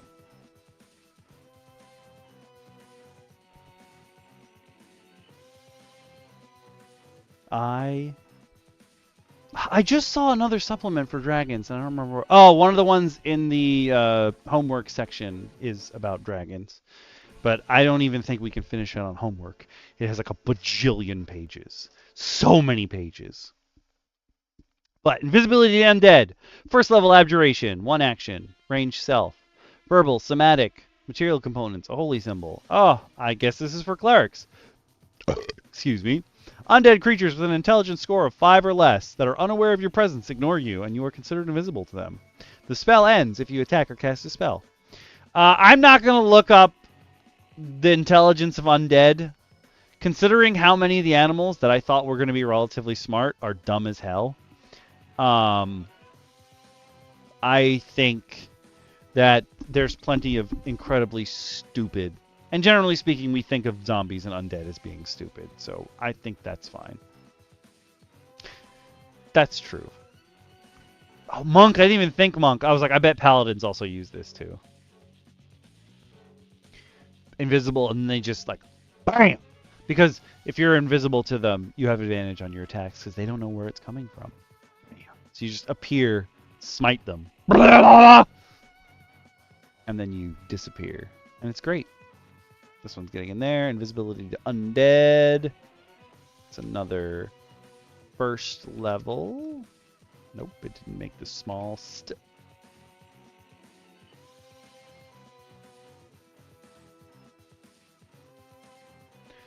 That's good. That's good. I like that. I like that. I like it. I like it. Yeah, some of the like a Death Knight, very, very, very, very, very smart. But since it's a first level, I'm sure most of the time you're just like, oh no, I gotta walk.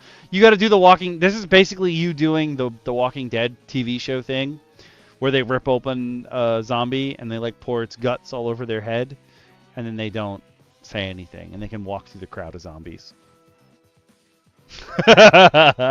Exactly.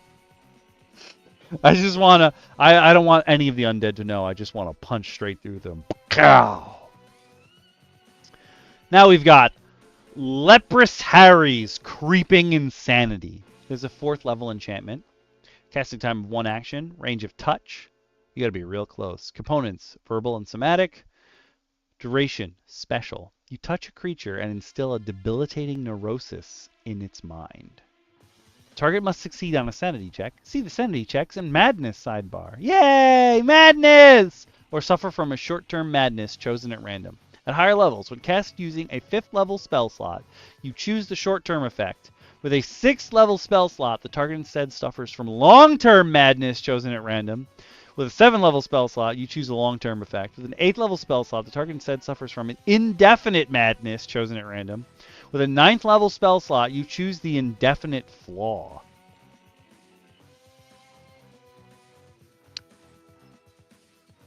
I've never seen anyone use indefinite flaw. Ever. I've never been in a game where anyone used the indefinite flaws.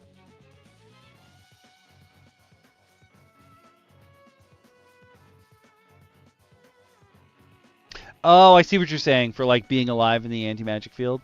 Okay, that tracks. That tracks. Okay. Rules as written in 2014 rules. You could not smite with your hands. And there's a webcomic. You've probably seen it around. Where the main character is Angela. She's a paladin. She's a blonde girl. And there's one of the comics they released was one of her teammates did something incredibly dumb. And so she grabbed them and started to like give them like the anime punch in the head while she had them in the headlock. She's like, I use Divine Smite! And they have the DM is like occasionally in the panels, but is sort of like Uatu, like is sort of ethereal in the background somewhere. And the DM's text box says something like, I know that rules is written. You cannot use Divine Smite through your hands. You have to channel it through a weapon. But I'm gonna let her do it just this once. And like sometimes one of your paladins is gonna do something wild and you just gotta let them do it. Okay? I think this is fine, but I don't see if your DM does not use the sanity score optional rule, sanity checks are replaced with wisdom checks. That makes sense.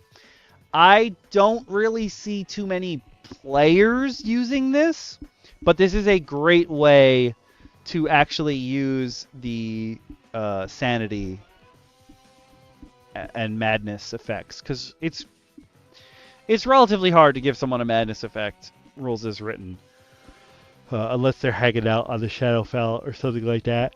But it's cool to bring those rules in. So I'm going to throw this in the repository. I don't see too many players choosing this because most of the enemies you're going to run into are going to die right away. So you don't really have to worry about their long-term effects. But for sure some bad guys would 100% use this on your players and get them stuck with it for a really, really, really, really, really long time. Yeah, in other games besides 5e, oh, madness is pretty freaking common.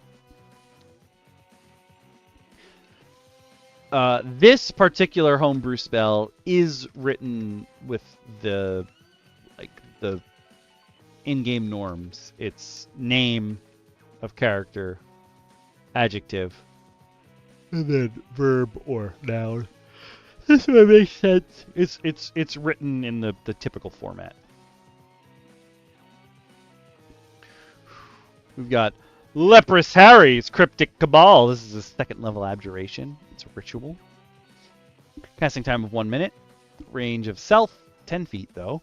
Verbal and somatic components. Concentration up to 10 minutes. You hush your surroundings, creating a 10-foot radius magical bubble centered on you. For the duration of the spell, no sound can leave or enter the bubble. Additionally, no thunder damage originating from outside can affect a creature within the bounds of the bubble, nor can thunder damage originating from within the bubble affect a creature outside. It was one of you two, I don't know if it was Fist or if it was AaaaAaalLlL. You sent me something from the Northbound Kobold Press supplements, and there's a subclass where you gain immunity to thunder damage, and the guy who did the video was like, so few things deal thunder damage that I feel like this is worthless. Okay, and I was like, bro, immunity to anything is amazing. It doesn't matter statistically how many enemies are using thunder, okay? The fact that you have an immunity is insane. Good for you, dude. And listen, lots of people use Thunderwave, okay? Lots of people use Thunderwave. And does Shatter also deal thunder damage? I feel like Shatter deals thunder damage. Let me double check. This is something I should know. In every game I'm in, whether I'm running it or playing it, someone uses Shatter all the time.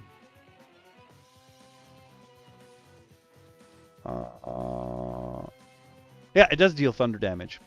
Everybody loves using the Shatter spell. So, screw you guys. Thunder comes up pretty often in literally every game I play. I think in games that I play, Shatter is used more often than Fireball.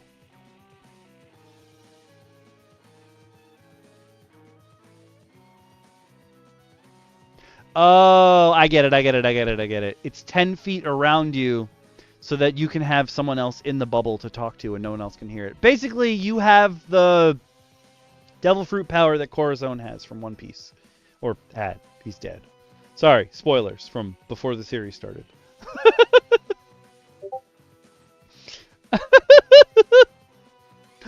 Lower the cone of silence! I like it. I like it.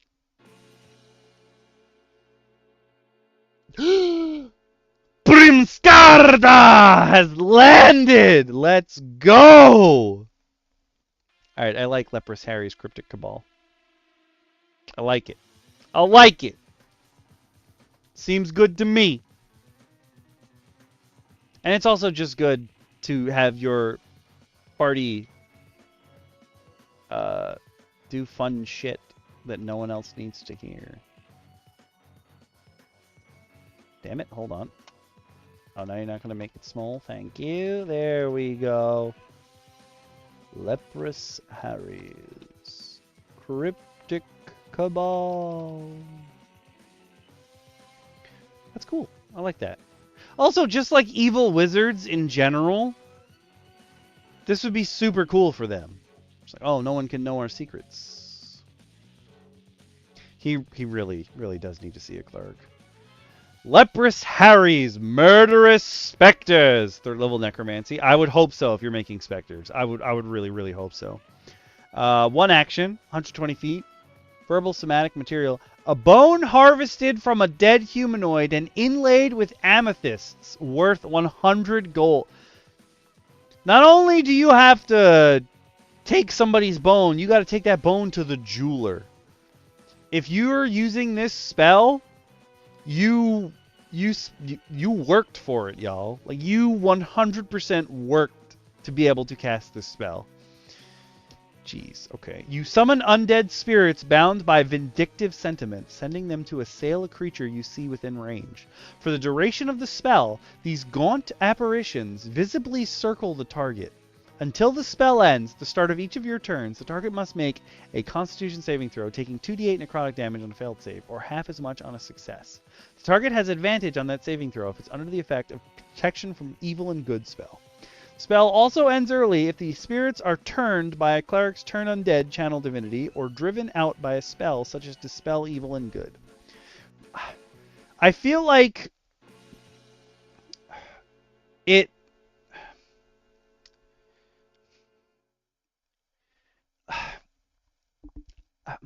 I just... It only targets one person. So I feel like damage-wise, it is very weak.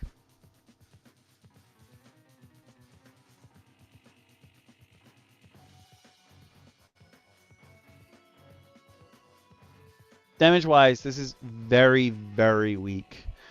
I think in order to properly, like, because it's got 100 gold, like, you need this bone. You can't just cast it. I think that this should be a radius of some kind. You should be able to hit multiple people. I don't think it should be the 20-foot radius of Fireball when it goes off. But maybe it should be. It's also 3rd level. And it's going to do so much less damage total. It has bigger dice, though. Maybe 10-foot radius. Because this is going to stay on them. So, like, it's obviously not going to do as much damage. Concentration up to 10 minutes. That's why it deals such little damage. Because you can hold it on them forever. But if you get punched or something, this is better to use on someone. Because it doesn't say that it dissipates if you go a certain distance away. This is one of those things where I feel like you cast the spell on someone, they wig out, leave combat, and you just keep the spell up, and you kill them. It's like heat metal, where if you heat their metal up, the distance separating you doesn't turn off the spell. Their metal still is burning. So I guess the damage is okay, because if it's 10 minutes, let's do some math. A round of combat is 6 seconds, which means you need 10 rounds of combat for a minute to go by. So technically, at maximum, if you've held this up forever, like forever, potentially at maximum damage, okay, maximum damage, this could be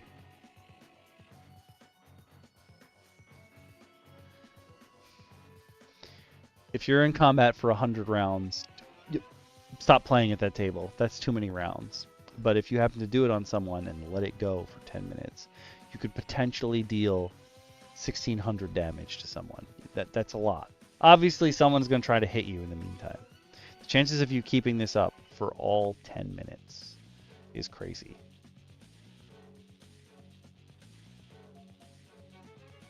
And you figure someone's going to break out of it eventually. So yes, the damage is very low, but at maximum, this can do an absurd amount of damage.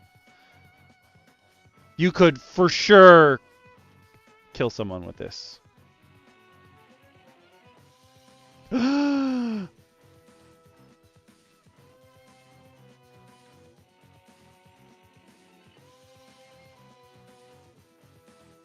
All I think of in regards to that is the adventure we went over where you skin werewolves, except that when a werewolf dies, it just goes back to its humanoid form, so you're just skinning people at that point.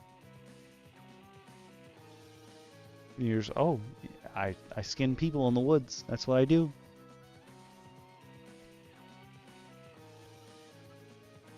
I also feel like this specific spell has so many extra clauses for how to remove it because you don't want someone to be dealing 1,600 damage to someone else. You want ways for them to break out. So it does little damage. It's one target. But if you can escape, like if you can cast this spell on someone, keep the concentration up, and like dimension door away, you have the potential to eventually kill that one guy. Like kill them so dead. So dead.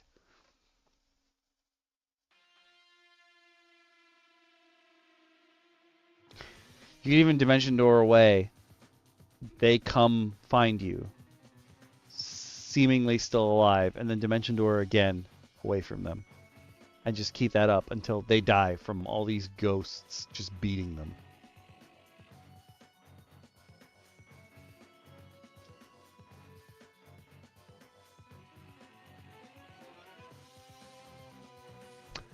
I just realized, okay. The way that this is written, there is no way for them to break the spell. unless your concentration is broken. Because they take damage no matter what. This is wild, actually. Oh. Leprous Harry has made a lot. I know that Leprous Harry is relatively prolific. He's not like Mike Labossiere, who's got like 700 supplements out. But I know that he's made some stuff. This is wild. They can't break out of it unless they break your concentration. So whoever you apply this to has to go after the spellcaster. But they probably don't know that. I mean, yes, generally speaking, spellcasters are very big targets. But the person who gets the spell cast on them first probably doesn't know that they can't break free of this. Okay. This could be like death to most people. But it does deal very little damage in one go. You have to let it go for the full 10 minutes. I'm putting it in, but... Okay. Next up, we have a 5th level spell. I think this is the first 5th level spell we've come across. Leprous Harry's Paradox. 5th level illusion. Ooh. And to answer some of your questions, because Dex actually asked me this question a while back. Generally speaking, 7th level is the baseline for when illusions start like affecting, becoming material. Like they stop being straight up illusions and they basically become reality warping. So this is below that. 5th level illusion, 1 action, self 15 feet, only has a verbal component. Duration, concentration up to 1 minute. You mumble a stream of logically inconsistent mental jumps and contradictory fallacies, manifesting around you as illusory visual distortions. For the duration of the spell, you can use a bonus action and produce one of the following effects. The chosen effect targets at least one creature. All creatures affected can make an int saving throw. If any of the targets succeed on this saving throw, the chosen effect doesn't work. Once the spell ends, remaining ongoing effects are immediately dispelled. Oh, there's a lot of options. Okay. Confusing concept. A creature you see within 15 feet of you gets perplexed and suffers from a short-term madness chosen at random until the start of your next turn. Deceptive perspective. A wall or ceiling within 15 feet of you can be walked upon as if gravity pulled crosswise to its surface until the start of your next turn. Yes. Every Deadpool book. Yes. 100% like Illusionary Blade as well. Recognition dilemma. A creature you see within 15 feet of you gets muddled and cannot distinguish entities surrounding it until the start of your next turn. Next time that creature would target a creature or object for any action, bonus action, or reaction, its target is instead determined at random amongst valid targets within range. Now, it doesn't say how to determine randomness, but the easiest solution is almost always roll a die that has a rough amount of exactly what's in front of you. Tactile illusion. An illusory surface manifests in a 10-foot cube within 15 feet of you until the start of your next turn. The surface has the appearance of your choice and is hard to the touch. A creature can attempt to pass through the surface, making an intelligence saving throw. On a failed save, the creature is unable to pass through the surface. So, it's not physically there. It's just their brain is telling them that it is. Topological paradox. 2 creatures you see within 15 feet of you are instantly teleported into each other's space, effectively switching positions. Ooh, interesting. You're doing laws, room, and tact. Okay. At higher levels, when you cast a spell using a spell slot of 6th level or higher, as part of the same bonus action, you can manifest an additional effect for each slot above 5th. You can choose the same effect more than once, as long as you choose different targets for each occurrence. The importance of depiction. If you manage to give an accurate description of how the paradox manifests in the world, it can give great flavor and will contribute to the immersion of the game. The same goes for any spell you cast. Be creative. This is a collaborative storytelling game. Tell people what you're doing. And you don't have to describe it in like flowery prose or anything like that. Describe it however best you think will get your point across to other people. That's the beauty of the game. I'm putting Leprous Harry's Paradox in there. It is weird that you You could be using this to spider walk, which, sorry, spider climb. Like, I mean, sure. I'm sure you're using the other effects of it. I don't really think that you're only using it to walk on a wall. That seems like a waste for a 5th level spell. But the thing is, every turn you can do something different, so you can really blow people's minds if you can keep this going. This is a 5th level spell, and this is Leprous Harry's Paradox.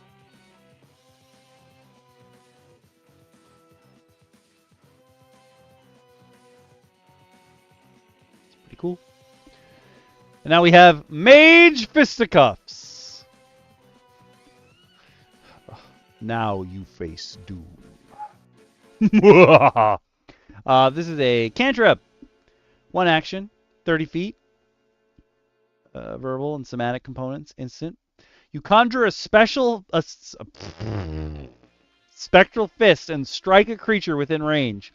Make a ranged spell attack. On a hit, the target takes a number of bludgeoning damage equal to 1d4 plus your spellcasting ability modifier.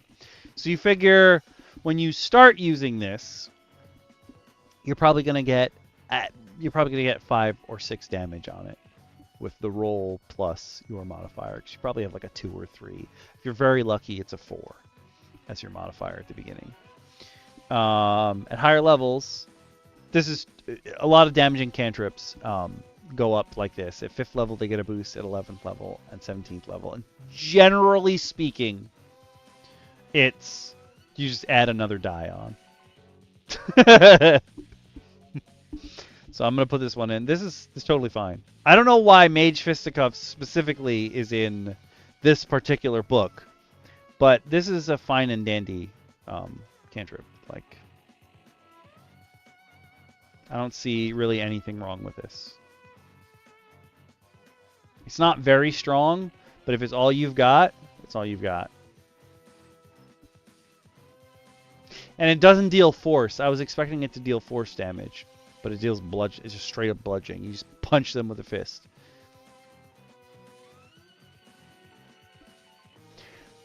My muscle wizard has to have Mage Fisticuffs. Let's be honest. Let's be honest. All right, we're on the final page of spells, and a lot of these are wild with big old demon names and stuff. So we're going to change the music one last time for tonight. Show us the demons. Because our first spell, fist them, bam, bam. Mammon's Bargain. 6th level conjuration. It's a ritual. Casting time, 1 hour. Range, special. Verbal, somatic, and material. Money and gems worth at least 1,000 gold consumed by the spell. So this is one of those spells I was telling you about, Fist, where every time you cast this spell, you have to go get those components again. But it's 6th level, so like, okay. Tanzer's Transformation. I don't know what that is. I don't know what that is. You petition the considerations of Mammon himself to preside over the writing of a binding contract between you and one or more other creatures. While casting the spell, each participant must willingly sign the written document, otherwise the spell automatically fails. Once the spell is successfully cast, Mammon's seal magically appears on the deed. If any signatory creature breaks the contract, that creature immediately dies, and its soul is sent to the city of Minaros in Bator to be enslaved by Mammon. What? Okay, I'm not gonna lie. This is a absolutely wild spell. No real combat application. But I feel like more so than a spell, this particular thing is like a story moment. I don't know if you want to give everyone this particular, you know what I mean? Like I don't know if this is a spell you want random people to have. Cause oh, Tensor. Like Tensor's floating disk?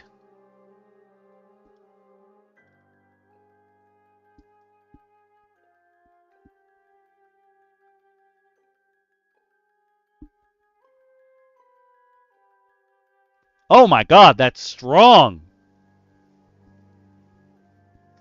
This is great.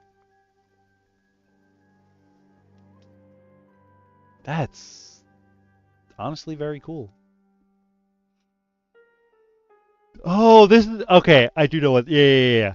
I didn't know this was this spell was called. I just know it as the wizard needs to beat somebody up spell. I don't.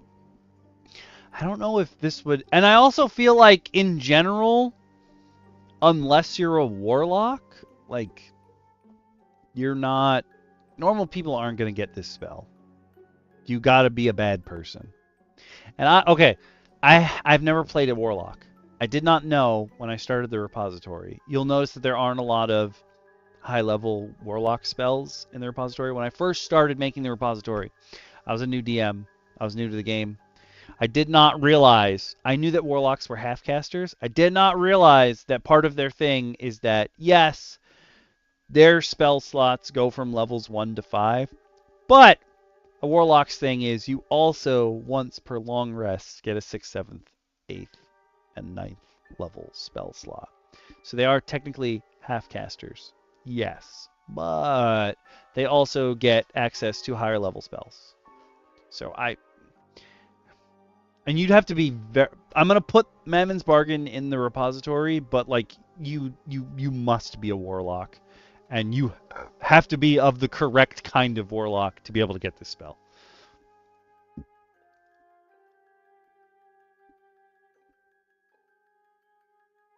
So this one I can actually just straight up write in the class. It's just for warlocks. Or,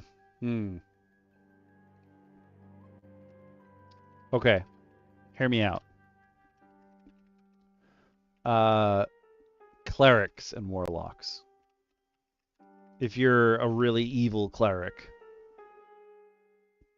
Because again, you don't necessarily have to be worshiping them gods when you're a cleric. But I'll put it in for cleric and warlock. We got a 7th level spell. This is Mephistopheles' Hellfire Storm! 7th level evocation. 1 action, 120 feet.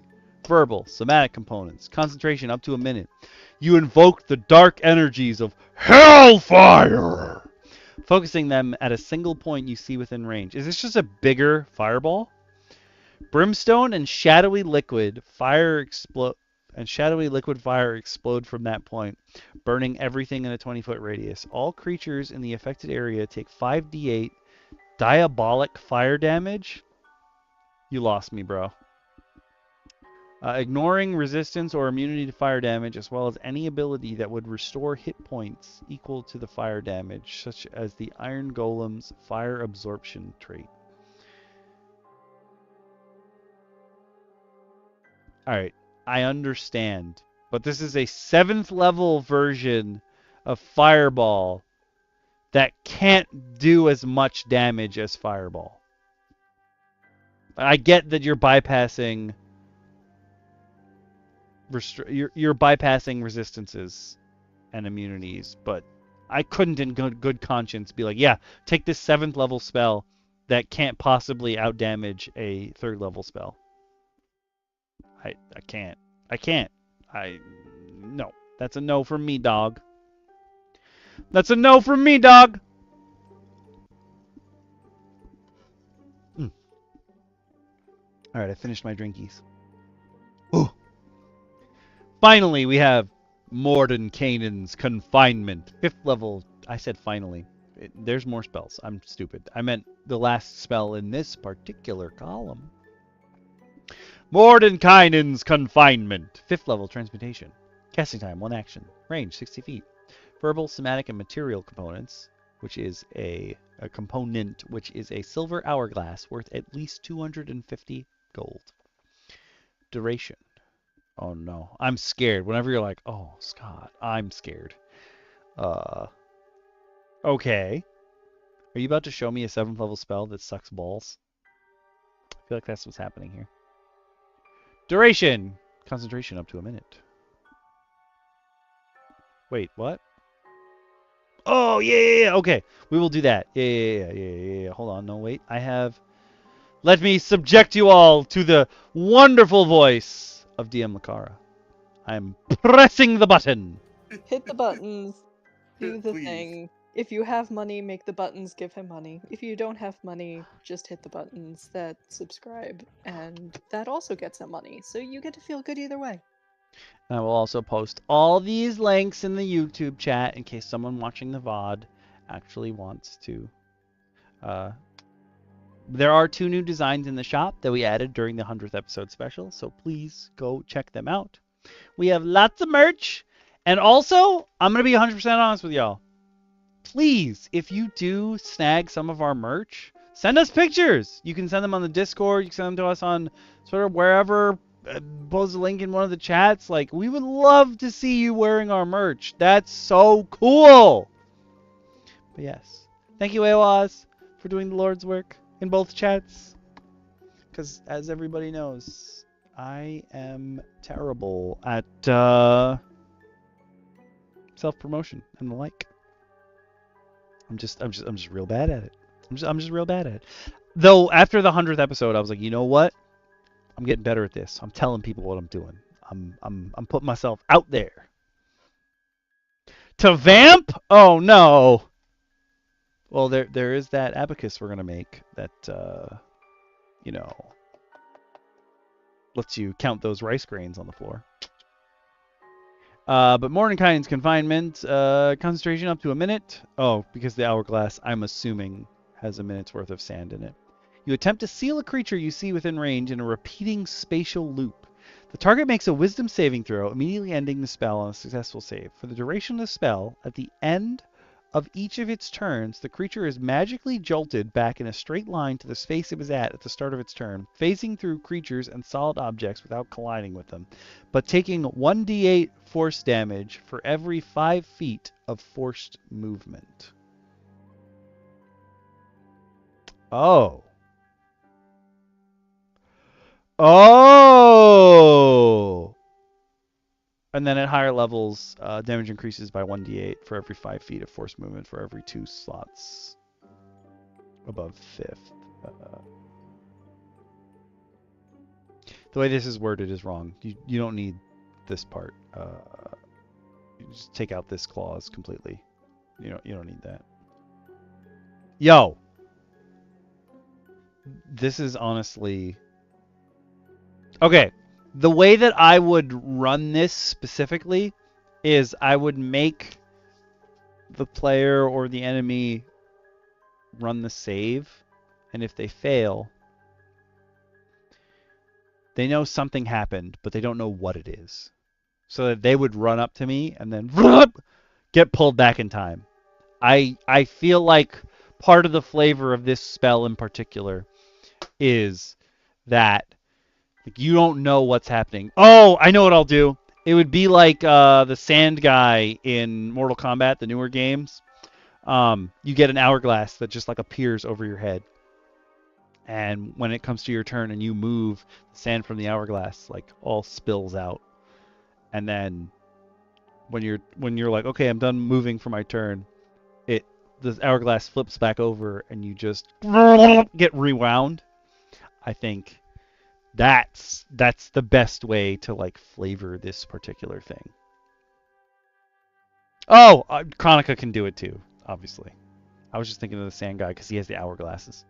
And okay, this is not a Tales from the Table, but it is a thing.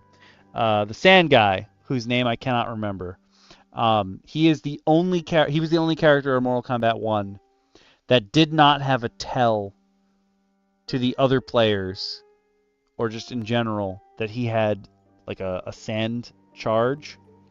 And every other character, if they have a charged ability or what have you in that game, there's some visible tell on them so that everyone can know that that's happening. And me and Shin got into this argument where he was like, I said it's unbalanced that he's literally the only character on the whole roster that does not have a tell for when he's charged. he's like, well, my character you got to look at harder. And I was like, listen, man, there's a lot going on. I just want to be able to take a glance at you and be like, oh, I know you have that charge. Your character is benefiting so much from this thing that nobody else has.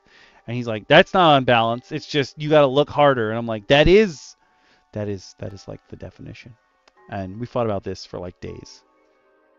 I was like, I don't care that it happens to be the character you're playing. I'm just saying in general, he should have a visual tell that he's got a charge.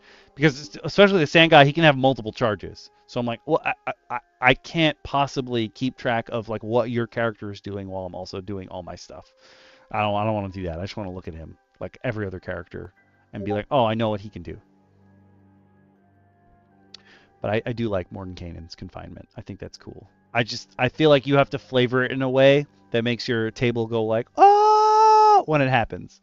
You know what I mean? You got to really gear up for the, oh.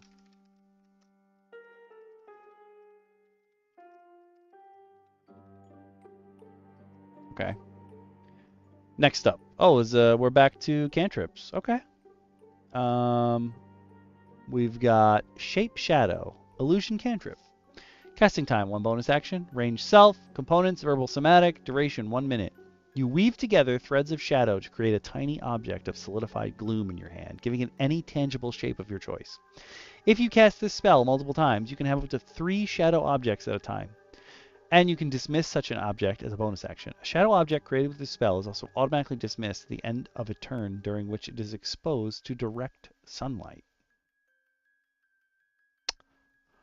Huh. So it's like the Garrus, yes. It's like the Bard School of Creations thing where they make an item that lasts. I think it lasts less. I think it lasts either 10 minutes or an hour. This is 1 minute of just a solid object that you've created. Practical applications might be slim, but this is very flavorful and I like it, so it's going in the repository. Hell yeah.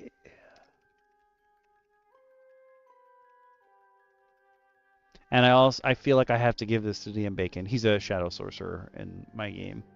I want him to have this. Maybe if he goes and hangs out with his mom in the Shadowfell, I'll give him Shape Shadow as a bonus. Yeah, I like that idea.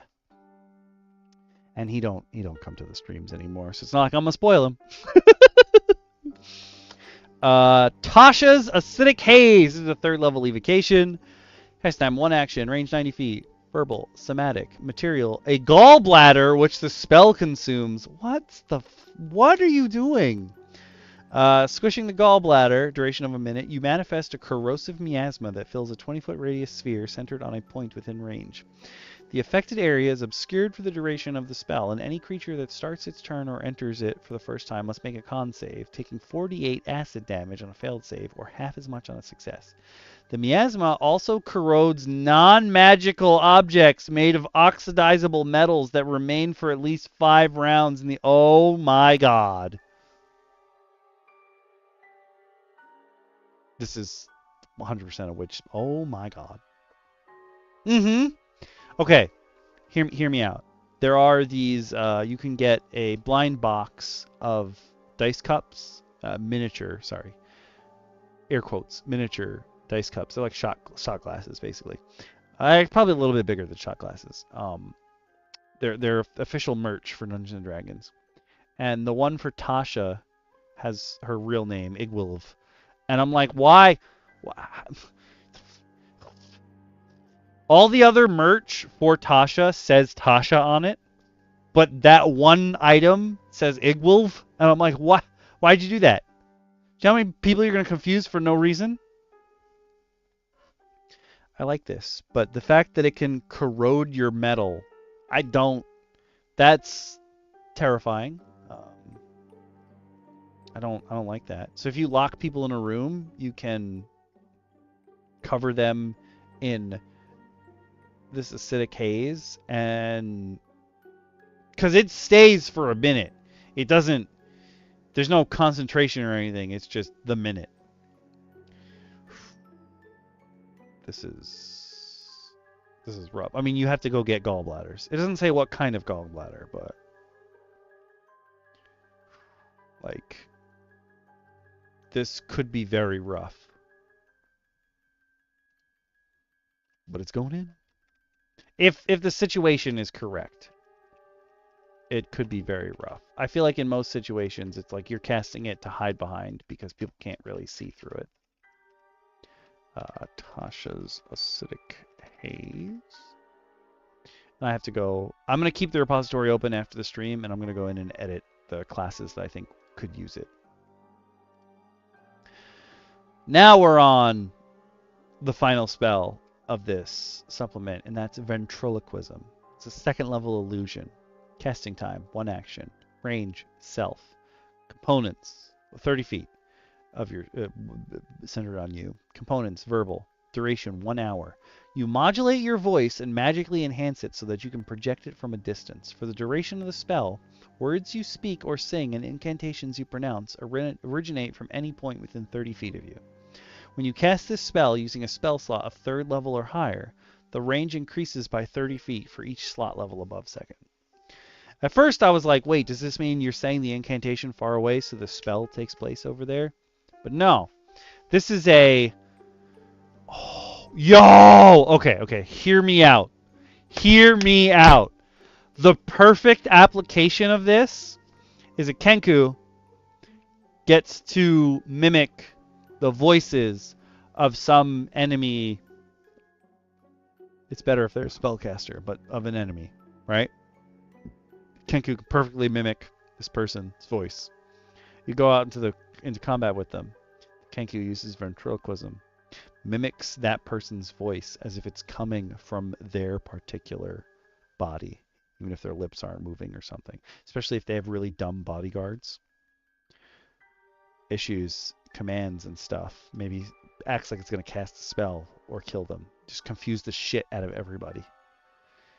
So you just absolutely sow chaos and discord amongst the enemies. I love this. Love this for me. This is nice. And it stays up for an hour, no concentration. That seems a little crazy to me.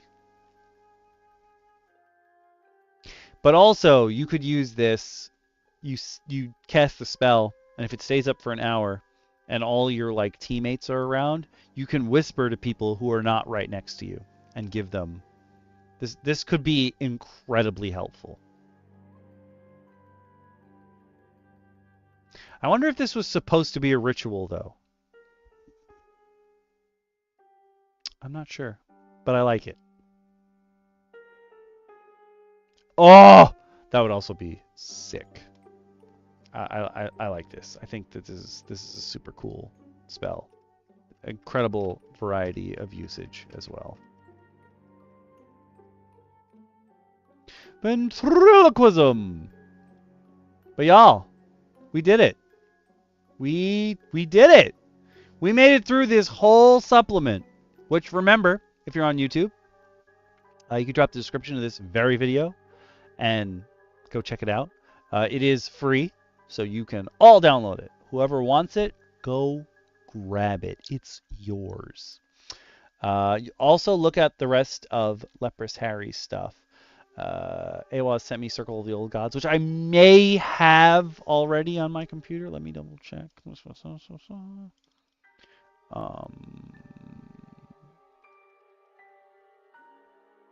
Oh wait, no, that's a subclass, so it's gonna be in a different folder. Hold on one sec.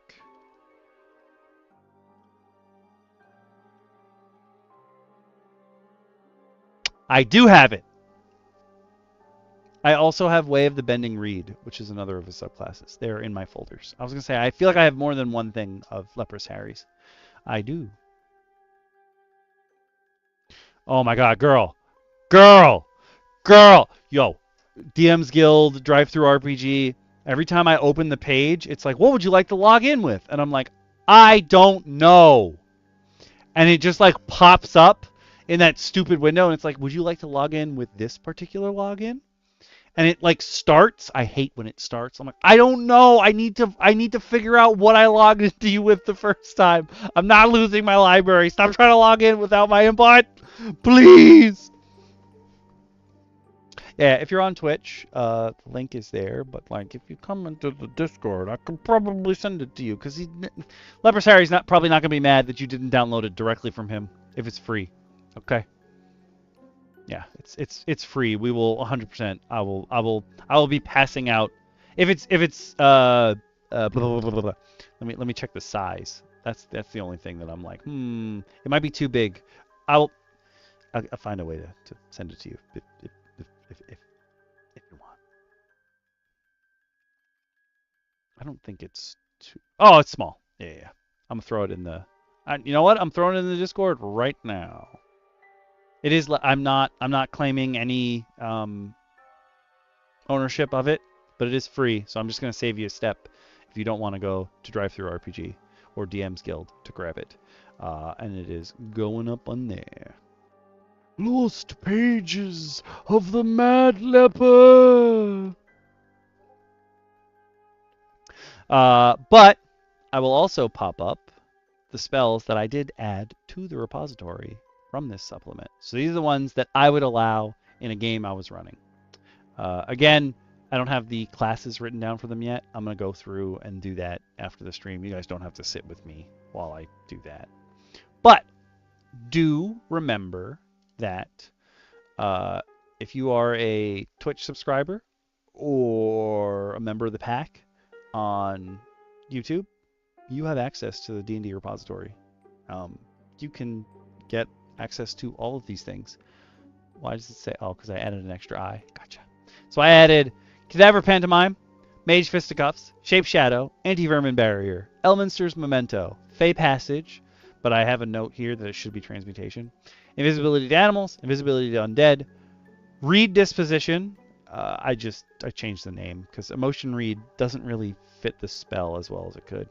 Embalm, Ghoul Touch, Hesitation, Leprous Harry's Cryptic Cabal, Ventriloquism, Invert Temperature, Leprous Harry's Murderous Specters, Tasha's Acidic Haze, Leprous Harry's Creeping Insanity, Leprous Harry's Paradox, Mordenkainen's Confinement, Mammon's Bargain, which I did add the classes for, and then Glare of Hadar. And I wrote myself a note that I'm going to make an Abacus of Counting, a Lie Detector homebrew item, and a Ebony Hand cursed item. But items don't go into the repository because generally speaking, the repository is for players to look at. Because while yes, you could petition for your DM to add an item to the game, be like, I really want my character to have this. And that's cool. I'm not saying that you shouldn't do that. I think if there's a very specific item that you would like your character to have, by all means, please go talk to your DM about it. But like generally speaking, the stuff that's in here is like player choice. The DM still, if you give them an item to add to the campaign that your character would have, that's still the DM's choice to add to the campaign or not. So, ooh, is it? I like that. I like that. But we just finished another episode, y'all. We're in the hundreds on DM Roundtable right now, which is wild. There's so many people I want to say thank you to, but very much especially AaaaAaalLlL and Fist. You guys are here almost every week hanging out with us, just talking. And let me tell you, Fist, eventually we're going to get you in a game. Like, it's gonna fucking happen. I don't know. I was about to say I don't know who's going to run your first game. Grim really wants to run a game. He really wants to run a game. But probably it'll end up being me who's your first DM. That's fine. It's fine. I'm excited for that.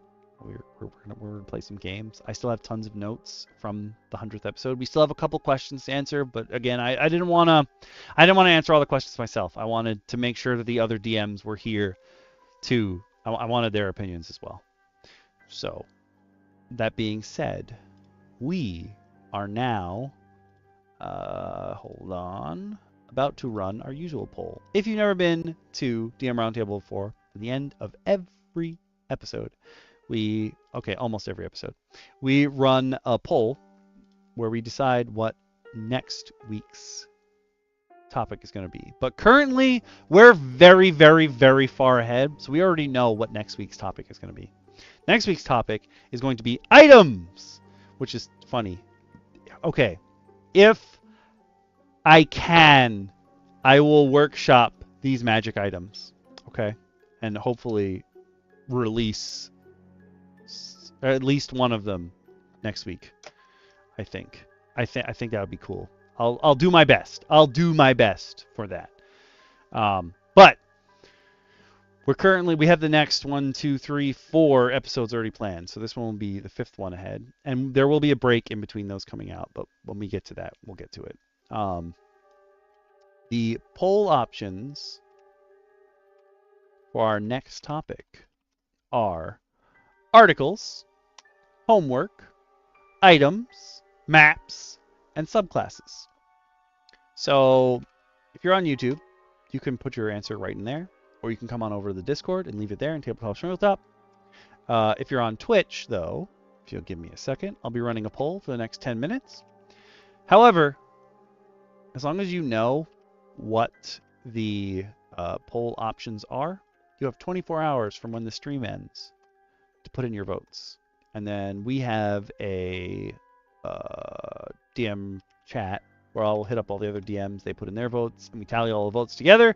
And that's how we determine what the next topic is going to be. It is a combination of your votes and the DM's votes.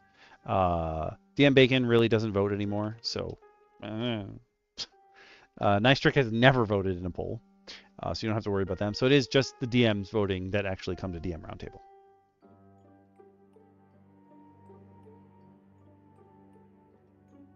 Ooh, the fleshy bits, eh? I'm going to remove the pin for Lost Pages of the Mad Leper's Grimoire so that the poll topic is up.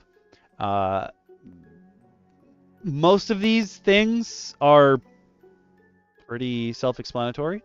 So articles is we're going to go over some articles that we've come across on the internet, talk about D&D, give you our thoughts. Homework is a special one, but like we had joked so much about during the 100th episode, we want the very first supplement we ever went over on DM Roundtable was a new class called the Empowered, and they're basically superheroes. We spent 7 episodes going over that. That was the first thing we ever did on DM Roundtable. We will never again go over anything that takes more than 5 episodes to go through. But homework is just something that we're going to have to take notes on to speed up the process to get through, and it's going to take multiple streams to get through. So think of it like a much bigger assignment, but nothing we ever do again will ever go past 5 episodes, unless it's a actual play of some kind. Those have like a special place. And I know we did my original intent for the actual plays were once we run through what someone put on the spreadsheet and we completed it, we'd move on to someone else running something. And we'd cycle through the DMs going through them. So technically, myself and Speedy are the ones who have to run something next for the stream. But everyone liked Tomb of the freaking words. Everyone liked Tomb of the Serpent King so much, they're like, oh, we could also just keep running that. And that's also true. We could just keep cycling through and running things in like the same world. Just keep making new groups, because that's the beauty of the game. You can just keep on going. So one-shot supplements, it would be that one shot, like something that we can just punch through in a day. Like when we went over that Mario Kart supplement, and then the coolest part was DM Lucara got to like used that supplement in her campaign. I was like, oh, this is perfect. And one of the things she was saying is that during the 100th was like, yo, we should start actually running things with them. So I'm thinking this is a maybe. After items is show and tell. And I know Speedy had something he wanted to show you guys, but all those notes we took, now that we have commands to roll your characters, I actually think that for show and tell, I'm going to run this by the other DMs because I don't know if they'll be free for the stream after items, but I think what we should do is build characters, like the ones that you guys said you know which subclasses you like and what have you. I think we should just add their stats and build a level 1 character using like just stuff we've gone over during the streams. If it's a subclass that's like one of those subclasses that you chose, we already have the basics for a bunch of characters, and I think the best thing to do with all those characters we're going to make is if we make them level 1 characters like right at the beginning, those characters become the pre-generated characters that we can give to other people when we teach them how to play. Like, you guys helped make them. They're the ones we can hand out. I think that would be fun. So I'm not sure if the others have something they're like looking forward to talk about during show and tell. It's not like we don't have tons of things that we want to show off, or we want to talk to people about. There's a lot of new tools that we've all come across recently, and I'm sure that DM Shin has stuff he wants to show off about the games that he's working on and all that jazz. But I think we should use a bunch of those notes to start making characters. I think that would be fun. I think that's a good thing to do. Community, you helped us get through all this stuff. We want to get to use it. Ooh, we have a vote for articles, I see. Yes, quite. So I will tell you that currently next week is set to be items. Week after that is show and tell. I don't know if we'll be here the week after that, but next up would be delving with your DMs. Sorry, I put the emphasis on the wrong syllable. Delving with your DMs, and then a one-shot supplement. Technically, Leprous Harry's spells, like this supplement, could have been a one-shot supplement. But I put it in spells because it is all spells. Like it's just straight up spells. What am I gonna say? I will say that you guys came and hung out with us for the 100th episode special. We had such a good turnout. We got Dungeon Mommy to show up. That was so nice. And every month I do a thank you stream. So this month's thank you stream is going to be Sunday. And you guys voted that we're going to catalog something. So for this month's thank you stream, what we're going to do is we're going to add to the I currently have the repository open, but the other thing that you get access to is this handy dandy sheet, which I call the D&D music overhaul sheet, but like it could be a TTRPG music overhaul sheet. This has all the songs that I would use and their artist or like what album they're from if I have that information. A lot of it is Dark Fantasy Studio audio, which is royalty free. This is the way they're arranged in the physical folders on my computer, but that doesn't mean that's the way you have to arrange them, but they are arranged in such a way, minus the first part, which is just like in the default folder. So like you know what kind of music they are, and then my reasons to use them. And then the copyright ping row is green. You're good to go. You can put it up on whatever video you want. Red is you either can't monetize it or they're going to block your video. And yellow means you are going to share monetization with a rights holder for the music, because that is the way YouTube works. So we're not going to be adding to the copyright ping. I add to the copyright ping column of this pretty much every video that I upload. I try my best, especially on these particular streams, to use music that I haven't used before so that I can fill in the copyright ping column. But we're going to be adding more music to this because I did finish the original sheet that I had. And I now have like a huge document. I will eventually get there. I now have a huge document of more songs to add to this. We may not share the same music library. Like, these are all files that I have, but you can access the music through Spotify or YouTube. Most of it is very, very accessible elsewhere. And it may help you run your games. You probably don't have a dedicated machine like I do. Like right now, the jukebox, what I call the jukebox, is another laptop that's just running music.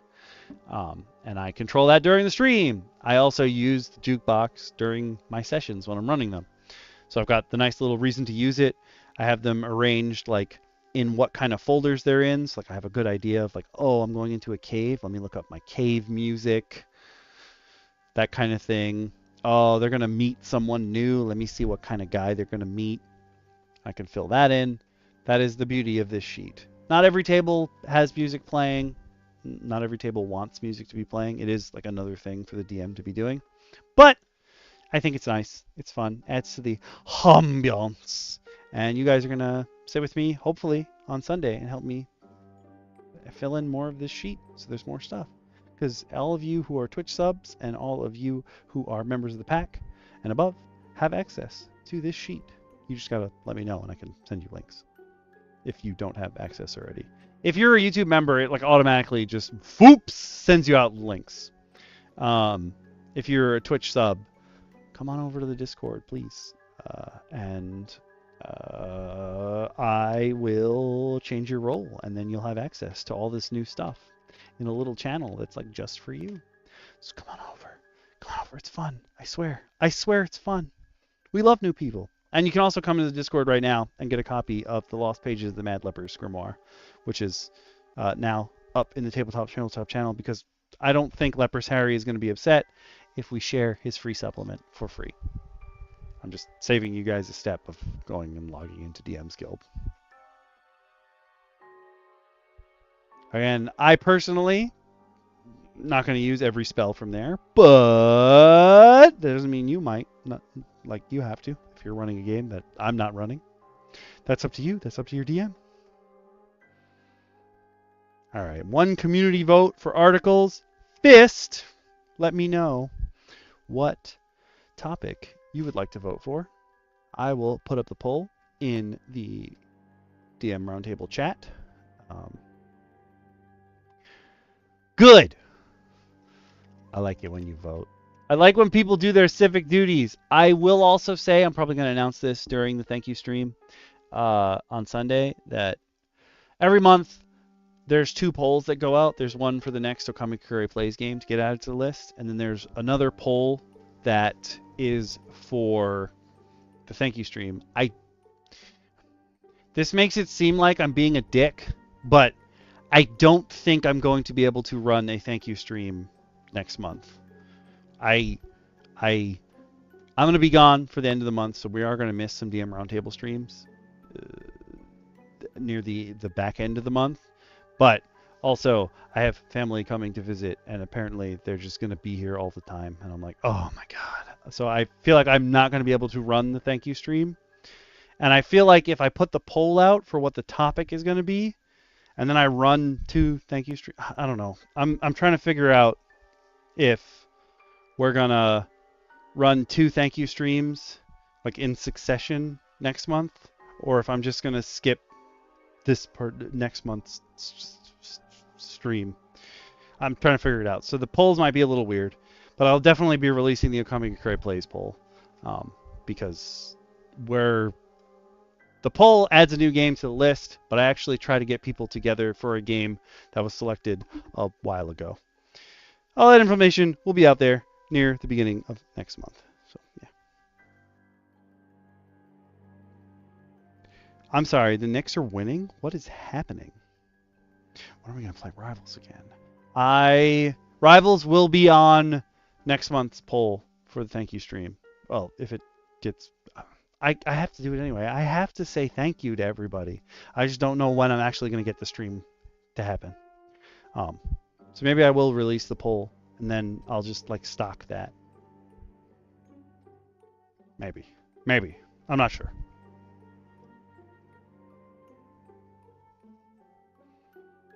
I am probably surprising absolutely no one. I'll probably be going potty right after the stream, and then I think I'm gonna run dailies right after. I gotta go to sleep kind of early, but I could run some dailies in a little bit if you want to play. Offer also goes to you, Fist. If you want to join us, you're more than welcome. Last night I was blasting like power metal, um, and I was just having a good time, and I was trying not to get mad at anything, and it was pretty much working because I was distracted. And I got into this one match where I was White Fox. I had a Luna on my team, and like we were doing great. And at the end of the match, I dashed with White Fox in like claw mode to get away from the enemy team, but I dashed into one of Elsa's like traps and I died. And our Luna was like, "Oh my God, Fox, I'm so sorry." And I was like, "Why are you sorry? Like we as a group, we were doing fantastically. Like why don't be mad. You did everything you could. I was the one who dashed into a trap. That was my fault. You did great." And it was just the first time I've had a positive interaction with a stranger on Rivals in ages. And I was like, "Oh, that was really nice. That was nice." I don't usually get that. Yo, Hella with her dancing emotes, wearing nothing. I'm almost to unlocking that costume. I'm almost there. I want it. I want it. So that's probably what I'm gonna work on tonight. But yeah, I will be calling the stream quits for tonight. Thank you all for tuning in, and thank you for putting up with just me. You guys are fantastic. Fist, I'm going to send you the topics in our direct message. Where are you? There you are. I'm going to send you them here, so you don't have to worry about looking at them here in the chat. That is fine. Fist's in the Discord too. You could come talk to Fist as well. But yeah, I'm going to call the stream quits for tonight. Items is next week, but I will hopefully see you all on Sunday for the thank you stream while we add more to the D&D music overhaul list, your TTRPG BGM list. Yes, okay, cool. Until then, please everyone, roll dice, be nice, and I will see you hopefully soon. Bye everybody. Bye Twitch. I'll talk to you in a minute, AaaaAaalLL. Yeah. I'm gonna go potty and then I will jump on Rivals. Yeah. Bye AaaaAaalLL. Bye AaaaAaalLL. Bye everybody on YouTube. There we go. Nightbot just took a while.